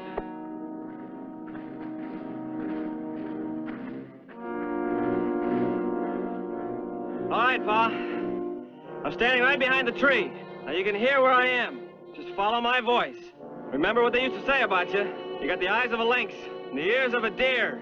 Prove to Yellow Wolf that even blindfolded you're better than he is. All right, Pa. Just follow my voice.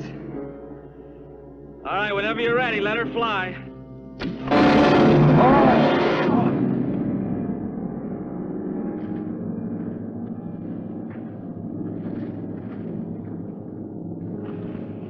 You are a brave man. So is your cub. I'm proud to be your friend. Come, we feast. Then we smoke a pipe of peace. Come, son.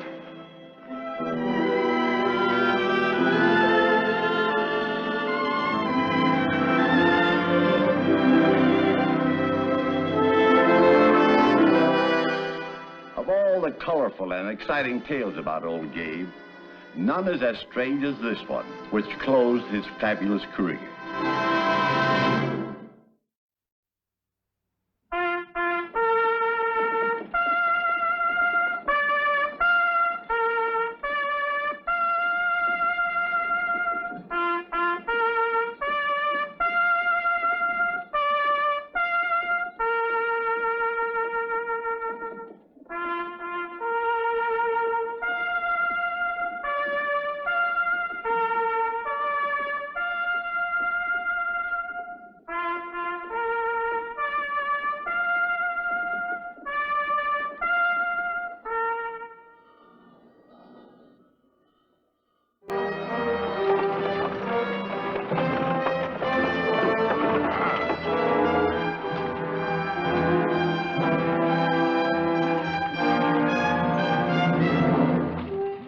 Going to have company. You're going to hook onto that wagon train. You know them wagon trains. Share and share alike in everything. What do we got to share? Nothing. That's why we're going to hook onto them. Come on, let's go.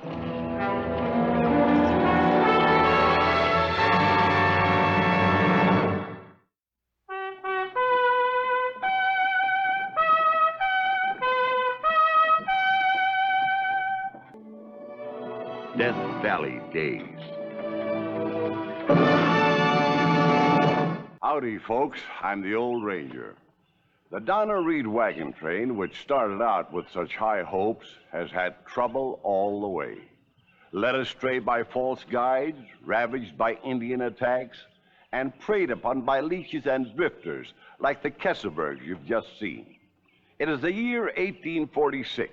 The caravan has reached Utah territory. Food is low, tempers raw.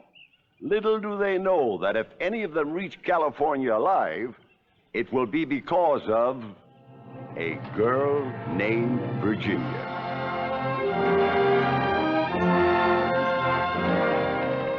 All right, now just ease it straight on. That do it, Paul? That's just fine. I don't know what I'd do without my little girl.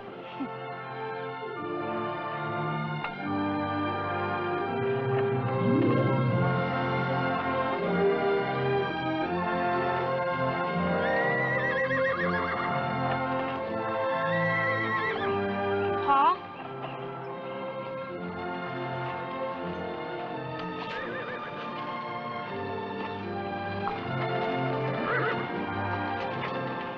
Sure don't look friendly. Grifters.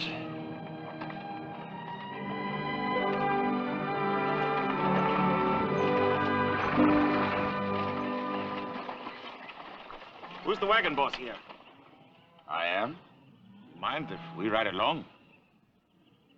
Well, got any food?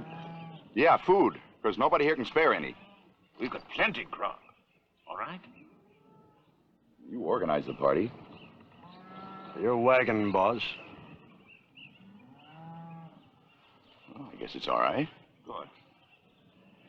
My name is Kesselberg. Lou Kesselberg. That there is, John Snyder, my niece Mary, and they're gonna get married. And them two is my cousins, Clem and Rolf. Well, I'm Frank Graves. This is Jim Reed and his daughter Virginia. Put your wagon over there. I'll introduce you to the others in the train. Good.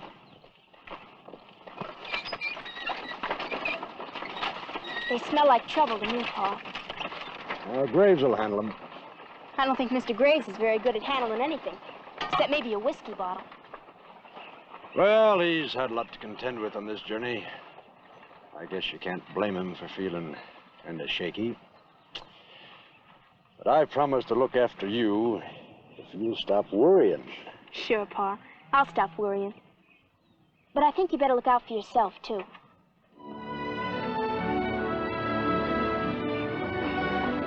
Days turned into weeks as the wagons rolled westward with food and tempers growing shorter and shorter.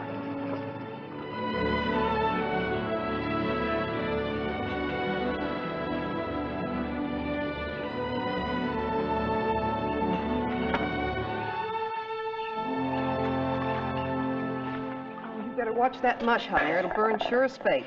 Don't worry, Ma. Pa says I'm the best cook in the family. Didn't you, Pa? Yeah, I guess I did. But I told your ma the same thing.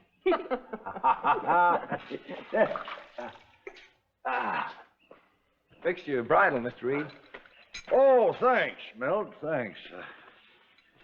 Yeah. Hello, Milt. Hi. Bacon sure smells good. Care to join us for a little supper? Oh, no. Thanks. We got some grits over to the wagon. Besides, food's too scarce for company. Well, you sure you got enough, Milt? Yeah, sure. I won't go hungry.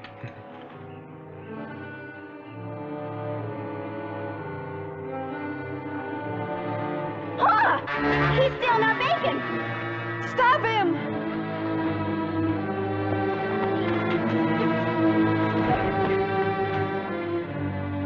I'll take that bacon, Snyder. How do you know it's yours? Got your name on it? I saw you take it. All right. Let's have it. Nobody takes nothing from me. You and that crowd of yours have been begging and borrowing and stealing food ever since you fastened onto us, and it's gonna stop right now. Now give me that bacon.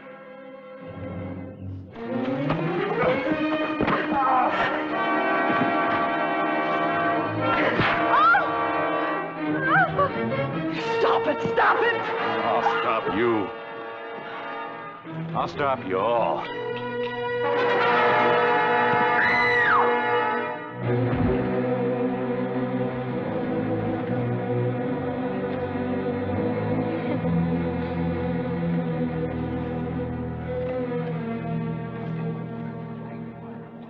Dead.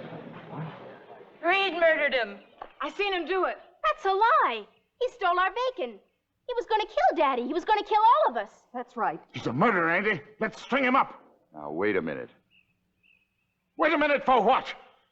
He's a murderer. Let's hang him. Hang him? That's what people usually get when they commit murder.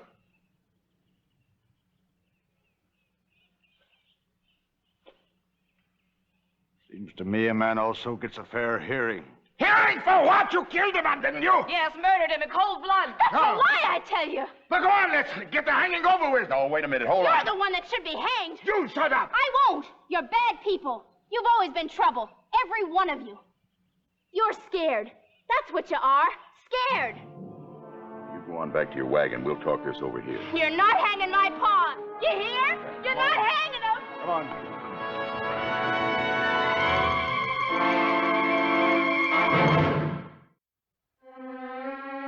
How long will it take him? Longer the better. Give him a chance to cool off. Maybe Graves can help. I doubt it. They can't do anything to you, Pa.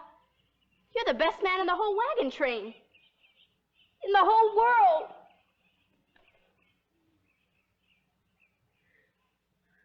I wish I was a boy. I'd fight him. I'm glad you're a girl. Always was glad.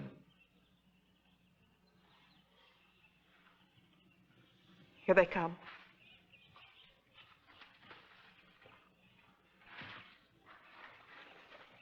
Reed, me and the folks here talked the whole thing over, free and open. And most of them, especially the Kesselbergs, think you ought to be hung. No trial?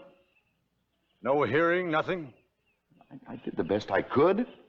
I told them if we hang a man just out of hand, the law's likely to be on us when we get to California. So they'll settle for just running you out of camp. And you're getting off easy, Reed. But he hit me first. He shoved my wife. He would have shot us all. I stopped him the only way I could. The law of the trail says that any man that kills regardless has got to get run off. If I was you, I'd go. Or something a lot worse happens to you and your family. We're not afraid. We'll be putting off right away. Not we. You. Alone. Alone? Alone. With nothing. No horse? No gun? You heard him. Nothing. Well, he'll die out there with nothing to live on. At least his blood won't be on our hands. My little girl was right, Graves. You are scared. You're scared of this scum. Well, I'm telling you, the kind of courage it takes to get this train to California, you won't find in a bottle. And as for you, Kesselberg, I know why you want to get rid of me. So you can lay your greedy hands on my supplies. Why, you... I've watched you. Every time there's been a death, you and your leeches have moved right in and helped yourselves. You've robbed every dead man's family, just as you'd rob mine. Keep on talking, Reed. You'll get yourself hung yet. You drive my pa out, I'm going with him. And you just try and stop me. If my husband does go, what good will it do? There'll be 2 men gone instead of 1, and we need every man we can muster to get over these mountains. We're almost out of food now. If we don't get some help soon, we'll all starve. If you're so set on driving him out, why don't you do it with some purpose? Give him a horse, a bedroll, some weapons, and a little food. Let him ride ahead for some help. Help that'll save us all. How do we know he'd come back? He has 2 very good reasons for coming back with help if he can. His wife and his daughter. No. The law of the trail. Remember? I don't expect you to believe this, Reed, but I'm the best friend you got right about now for giving you any chance at all. Because you'd sure never live to see another day around here. Not with these folks feeling the way they do.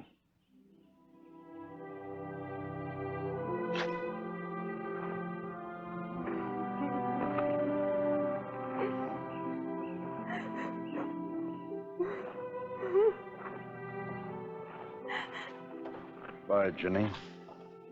I won't let you go, Pa. I won't. I won't. Please, Jenny.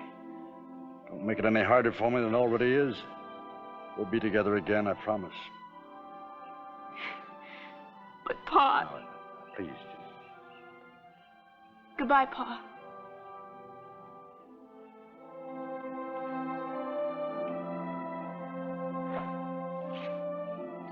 Bye, Margaret. Make it somehow. Better start walking.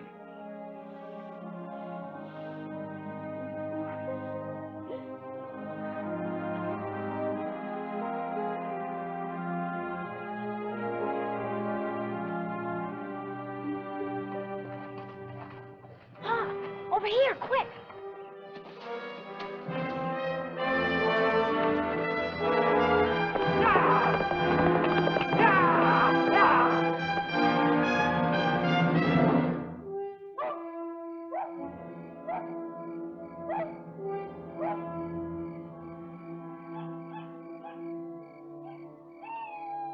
Seems like an awful lot of them critters hollering around tonight. Them Indians also holler like that to signal back and forth. Don't take any chances. Shoot at anything that moves. Yeah.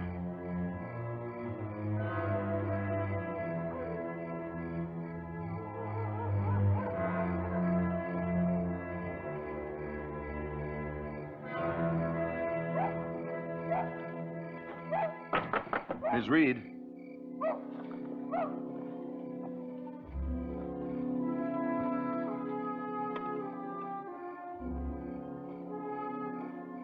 Yes?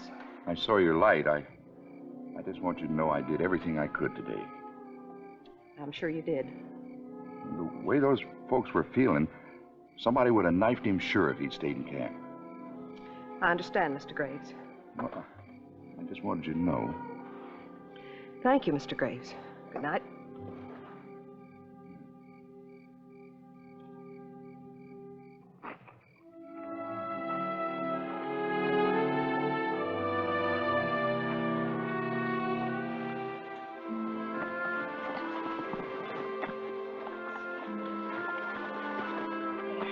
Now let's see if we've forgotten anything. Oh, yes, matches. Wish we had room for more. That's about as good as we can do. No, not quite.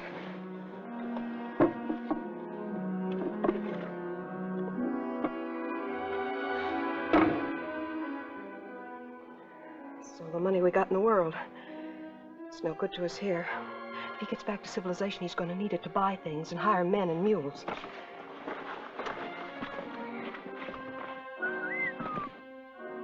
That's Milt. Bye, Ma. Are you sure you're going to be able to find him? I'm sure I can track Pepper Pot. And his tracks will lead me to Dad, wherever he is. In this dark. That's what lanterns are for. Bye, Jenny. Bye, Mom.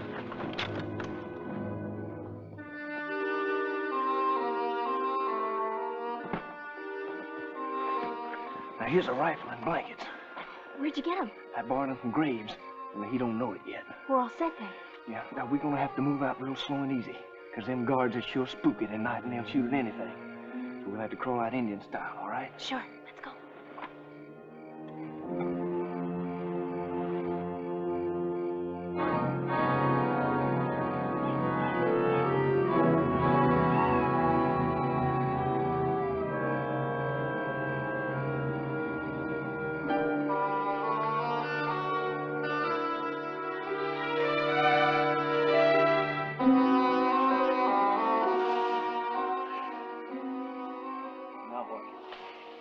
Dad rode straight for those hills.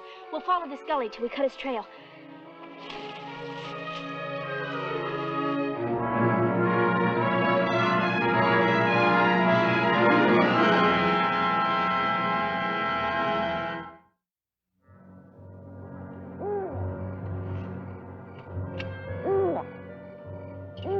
Dad must have crossed this wash right about here.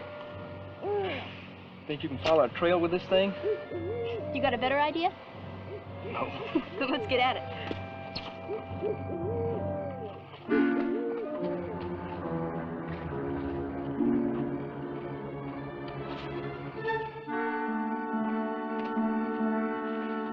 Hold it. Look there. Indian horses. At least a dozen. Do you think they might have got your dad? No. These are all barefoot horses. Pepperpot was just fresh shod. Hey, look there. That's Pepperpot's track. Made since the Indians passed, for it's on top of the others.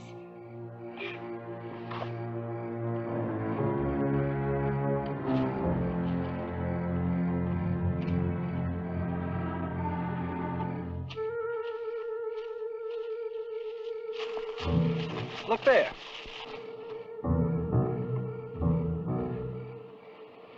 It's a campfire. It's Dad. It might be them Indians. Put out that light. We better sneak up and make sure.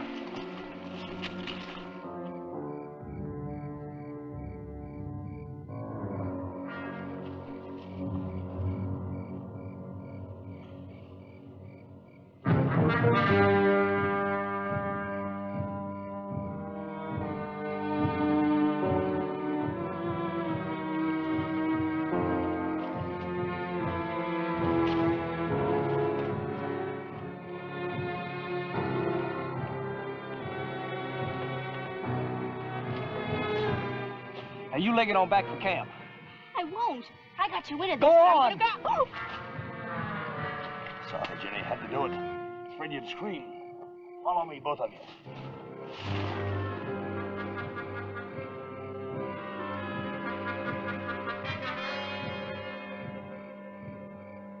I had to hole up here because of the Indians.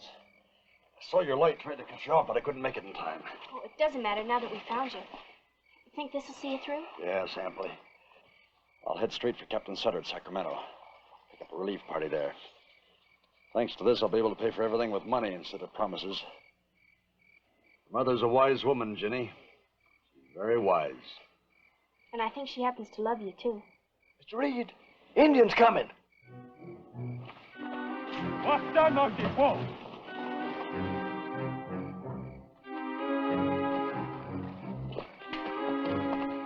Right after I'm gone, you follow straight down this canyon. Bring you in the plain side of camp. Be sure to holler who you are so they don't shoot you for Indians. Well, what about these Indians? Well, I'll take those along with me. A safe distance, of course. Well, Ginny, I always said you were my right-hand man. You certainly proved it tonight. Sure you'll be all right? Yes, of course. Keep a light in the window for me. Window? Where? Wherever you are. Well, take care of yourselves, kids, till I get back.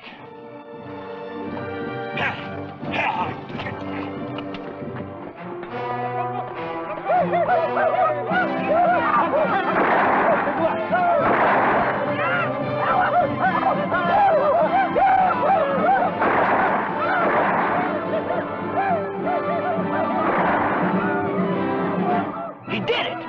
Slick as a whistle. Well, of course. Was there ever any doubt of it? Let's go home. Day after day, the Donner Party climbed higher and higher into the Sierras. Then, just as they were almost over the top, a blizzard struck them during the night. For 5 whole days and nights, the storm raged without mercy. Lives were lost, the stock scattered, and when it was over, there lay the snow like a white shroud over a dead land.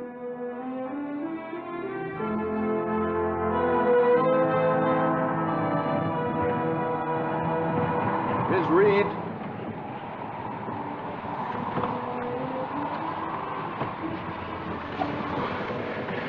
With all our livestock froze to death and no way out of here anyway, it looks like we got to hole up for the winter. Now, most of the folks are building shelters, but there's an old trapper's cabin down by the lake you can have. I'll help you move.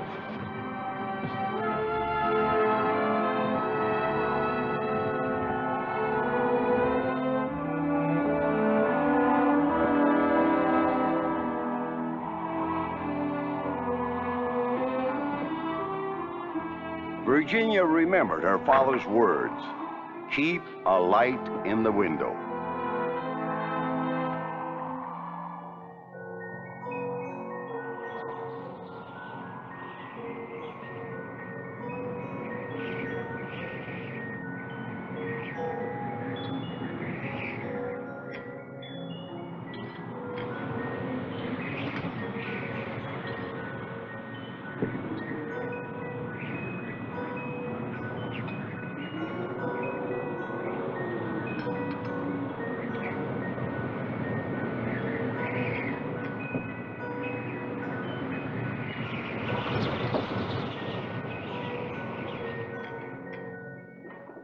With Virginia's help, James Reed made it to California. And with the money she had brought him, he was able to buy fresh provisions and supplies. The big question was, could he make it back to them in time?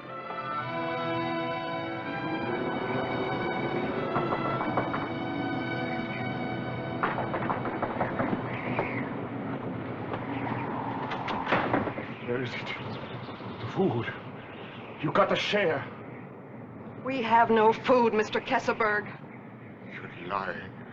Me and my folks were eating rawhide. Scraps of rawhide. While you burn candles. Don't you touch that candle! That's tallow, that's food! I promised my father I'd... Get out of my way! Stop it! Can't take that candle! I'll kill you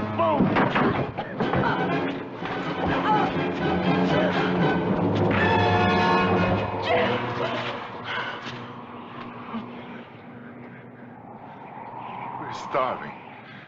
We got nothing to eat but rawhide. Our own boots. Rugs. Here. Oh, thank you. There's plenty here, and there's more coming. There's men right behind me. I'm sorry. I'm sorry about everything. You get out.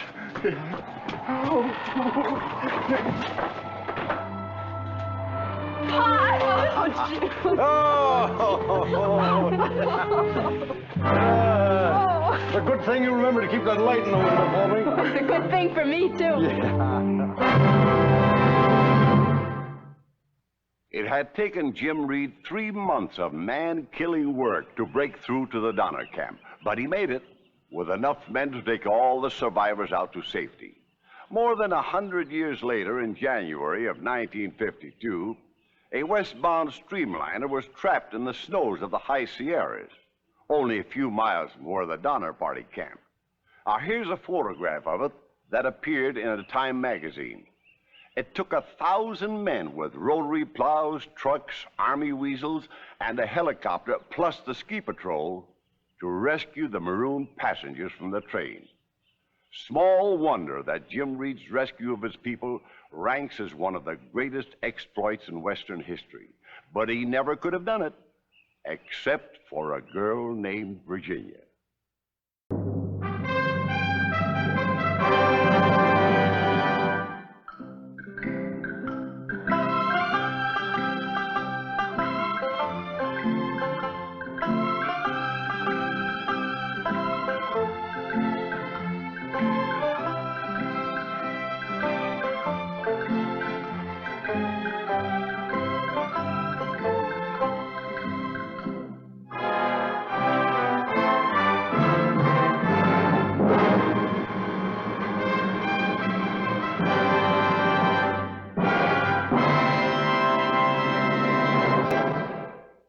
Today, if you found your home suddenly threatened by people who wanted to move in and take over, you'd call the nearest law officer. But back in the 1870s, on the remote Wyoming ranch, where the story takes place, John Gaunt and his family had no one to depend upon but themselves against the menace of the strangers.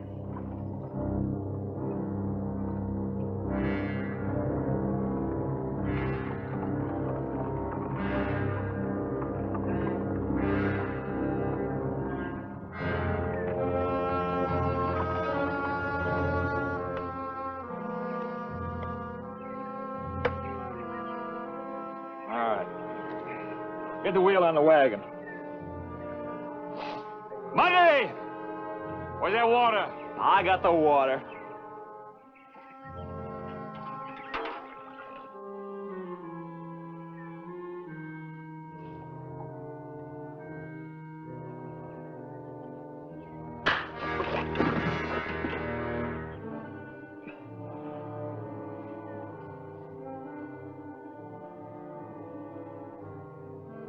You're gonna learn one thing, boy.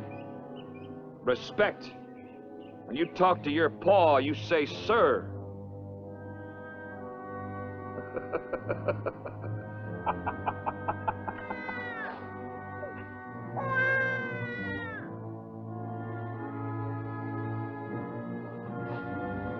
All right, Oscar, let's get moving. Saw a ranch down the valley. I seen it from the rise. Got a barn, house, corral, everything we need. All right, come on, let's get moving.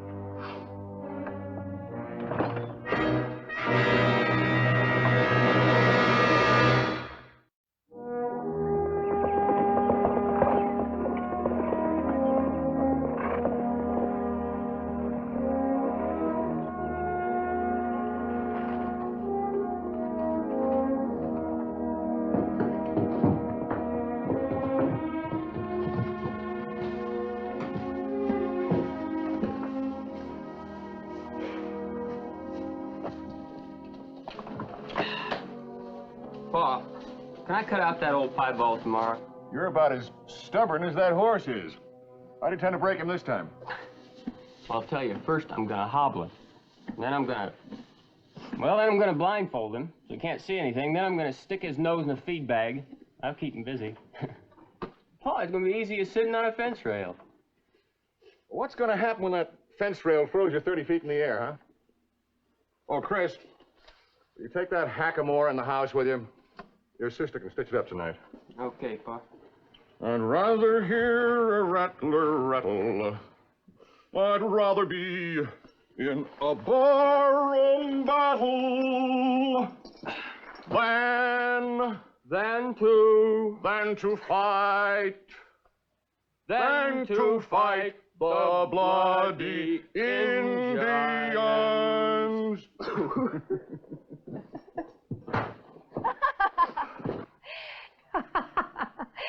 You never fought an Indian in your life. I did too. I fought 10 of them once, all by myself. And I was killed. Come on, supper's getting cold. Oh, Nan, you better fix that hackamore. Who'd rather hear a rattler rattle? Well, I'd rather hear a rattler sing.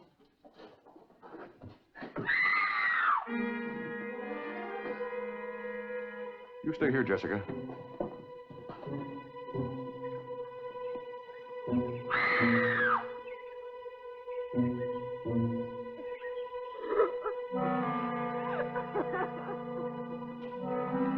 We heard a woman scream.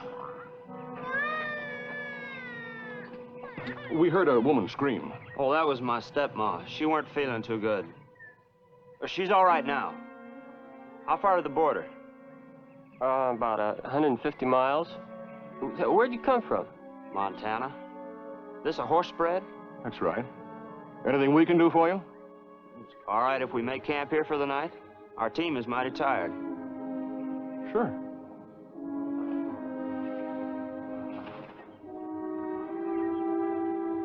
John, that was a woman screaming. It's all right now. Let's go in the house.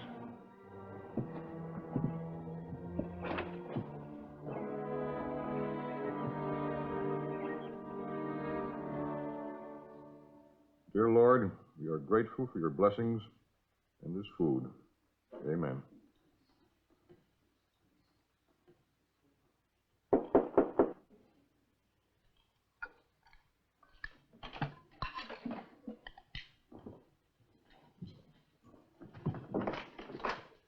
Evening. Evening. I'm sorry to bother you folks when you're sitting down to supper, but my missus has got a babe out there, and you probably heard her crying, and I wondered if you could spare a drop of milk. Oh, I think we could do that. Why don't you ask your wife to come in here? It's probably cold out there. Well, thank you, ma'am, but she'd just soon stay in a wagon. All right, I'll get the milk. Well, come in. My name is John Gaunt. I'm sure pleased to know you folks. Aaron Taggart's my handle. This is my son, Monday. That fella out there by the wagon is my brother, Oscar. He don't talk much. Wouldn't do much good. I'd just tell him to shut up. Oh, here's your milk. Oh, thank you. Oh, keep your eyes in your head, Monday. We're all going out to California. We're going to get Monday a wife and get ourselves a new spread.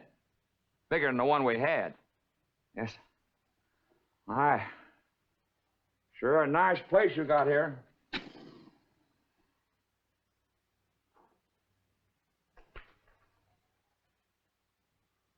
Wouldn't be able to spare a little beef, would you?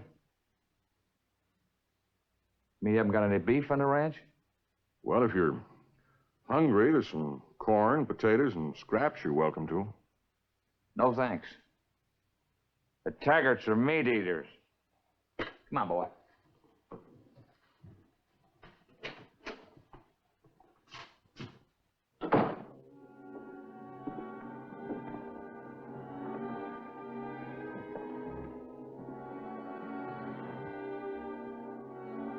My, they sure were spooky. Eat your supper.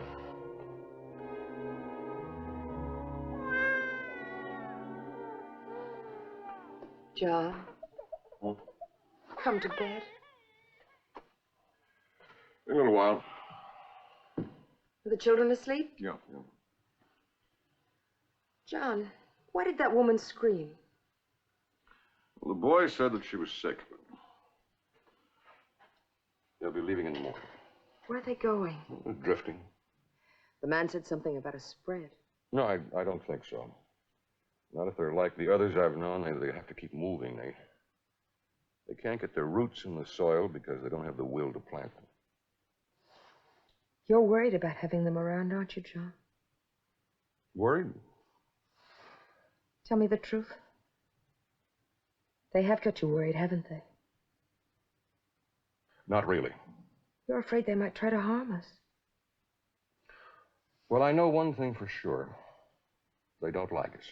But they don't even know us. They know us well enough to hate us and resent us. Why? Well, maybe because we make them hate and resent themselves so much. People like that are...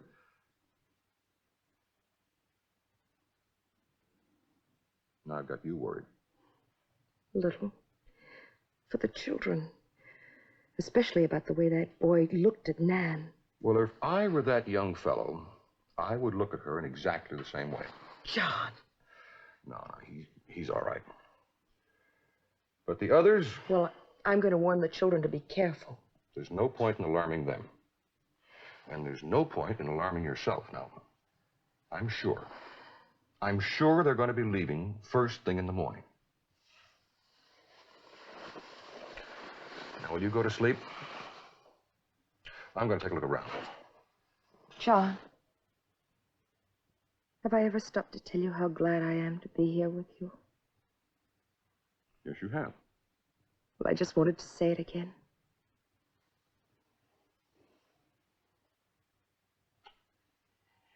Good night, John. Good night.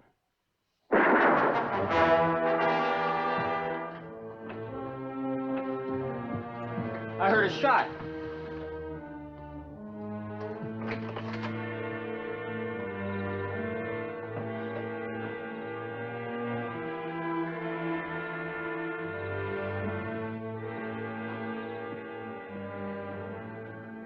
Who fired that shot? I shot me a cougar that was sneaking around your land. Cougar? Where? Right over there in the buckbrush. Oscar here heard the critter, and I blasted him.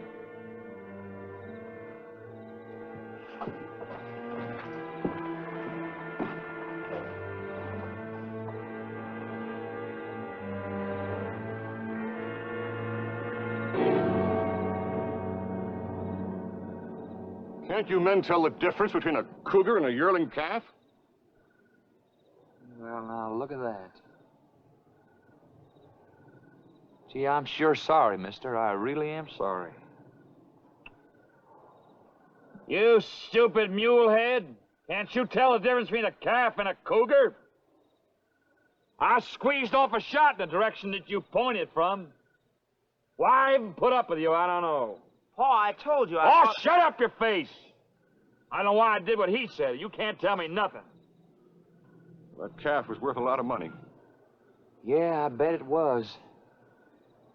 And I'd sure be willing to pay you the full cost.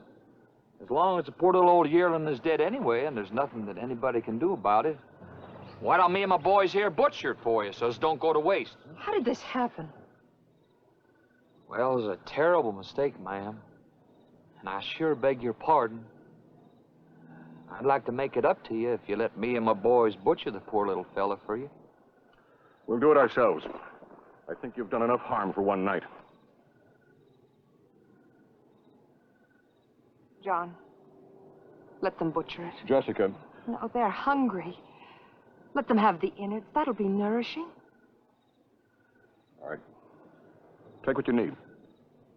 Thank you, mister. Thank you. You're a very generous man. I ain't never gonna forget you. Never.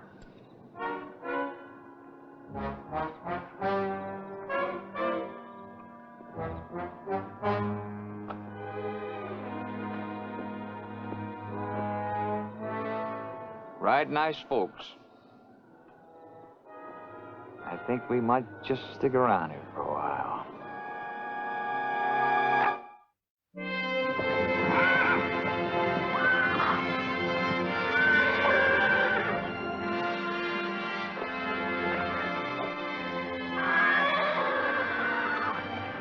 Yeah, they're still here, Pa. Well, so I see. Better close the gate, Script.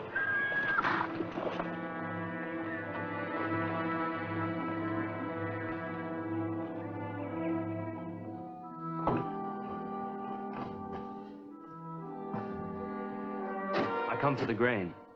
Did you ask my pa for it? I don't ask nobody for nothing. Get out of my way. It's for the horses. They're hungry. They gotta eat. Leave that alone. We're just gonna borrow it. We'll give it back plenty. Chris? Hey, what are you doing? I'm taking grain. He didn't ask pa. Well, then you can't have it. I got it. Now you better get out of my way. Look, Mundy, I think if you'd asked my pa, he'd let you have that grain.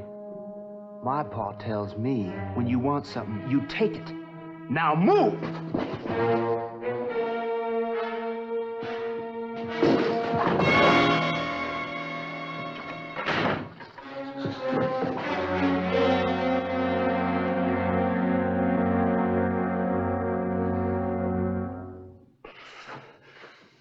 We had a place once, bigger than this one, and better.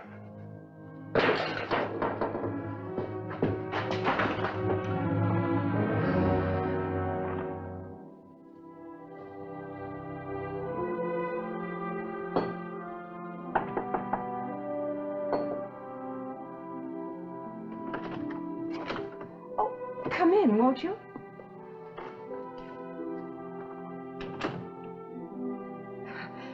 Please, sit down.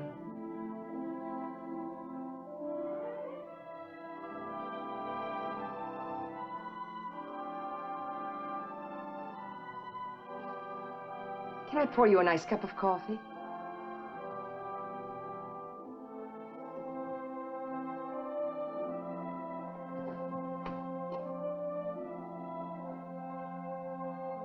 Here we are. There now. You sit right down. Oh, that's all right. No harm done. I'll just get you another cup. No. Oh, isn't he sweet? May I look at him? You got so many pretty things, so many nice pretty things. But this baby's mine. Do you hear? He's my baby, and he's the only thing I got.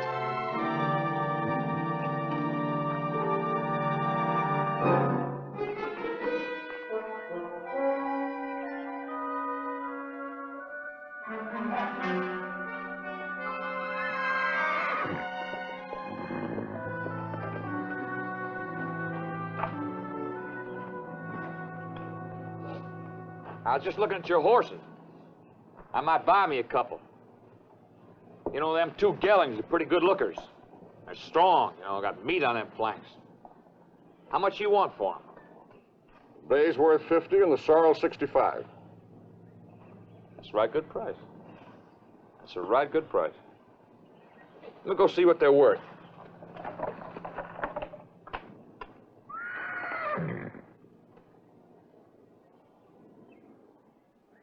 Leave that animal alone.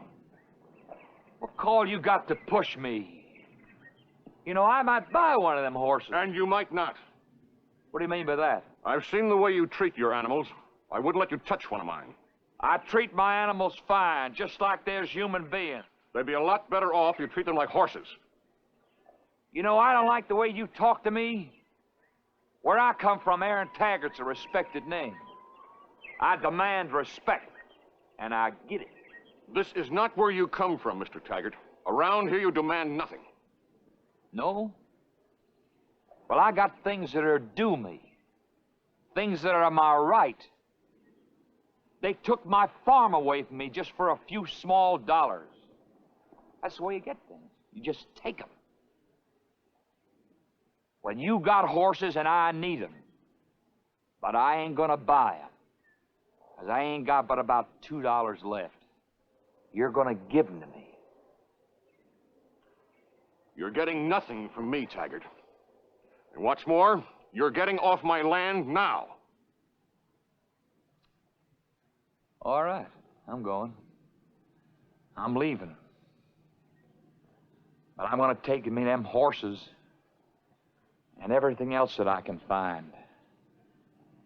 And what I leave behind me ain't gonna be worth having.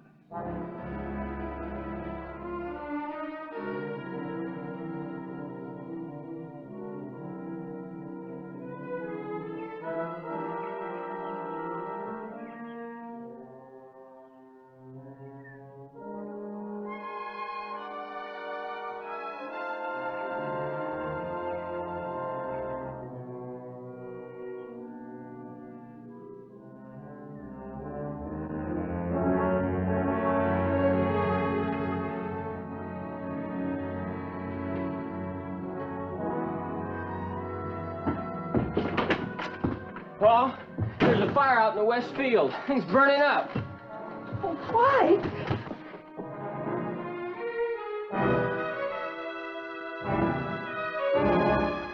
I'll set a backfire. You stay here. All right, Pa.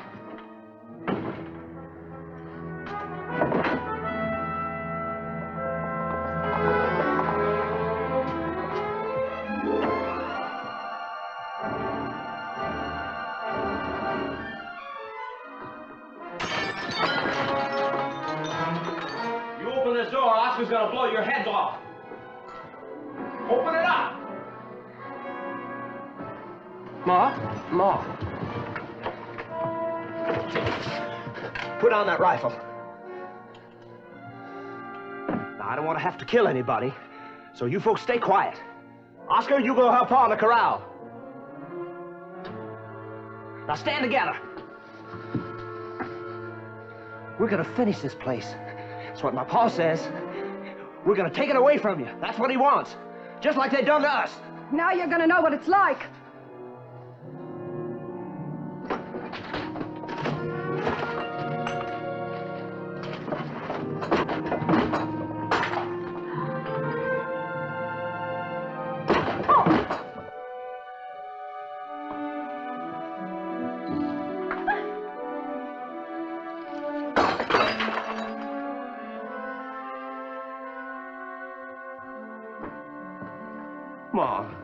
Ma, please.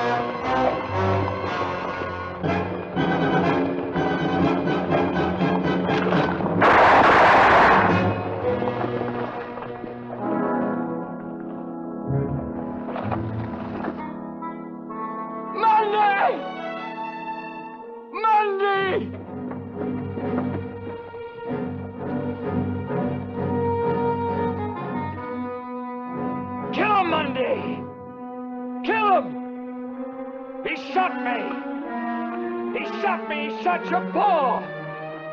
What are you waiting for? Tell him! Tell him! Thanks for not killing my pa.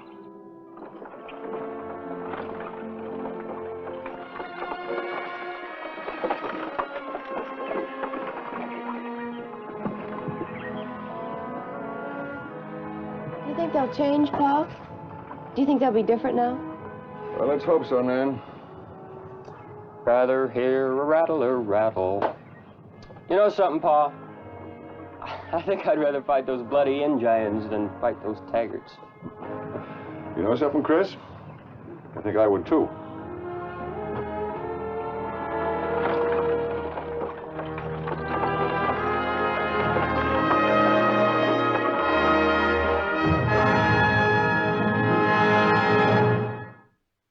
And so the Taggarts rolled away and disappeared like tumbleweed, leaving John Gaunt and his family in possession of the home they had carved out of the wilderness. That's what it took in those days, a family working together, really together. And it still does.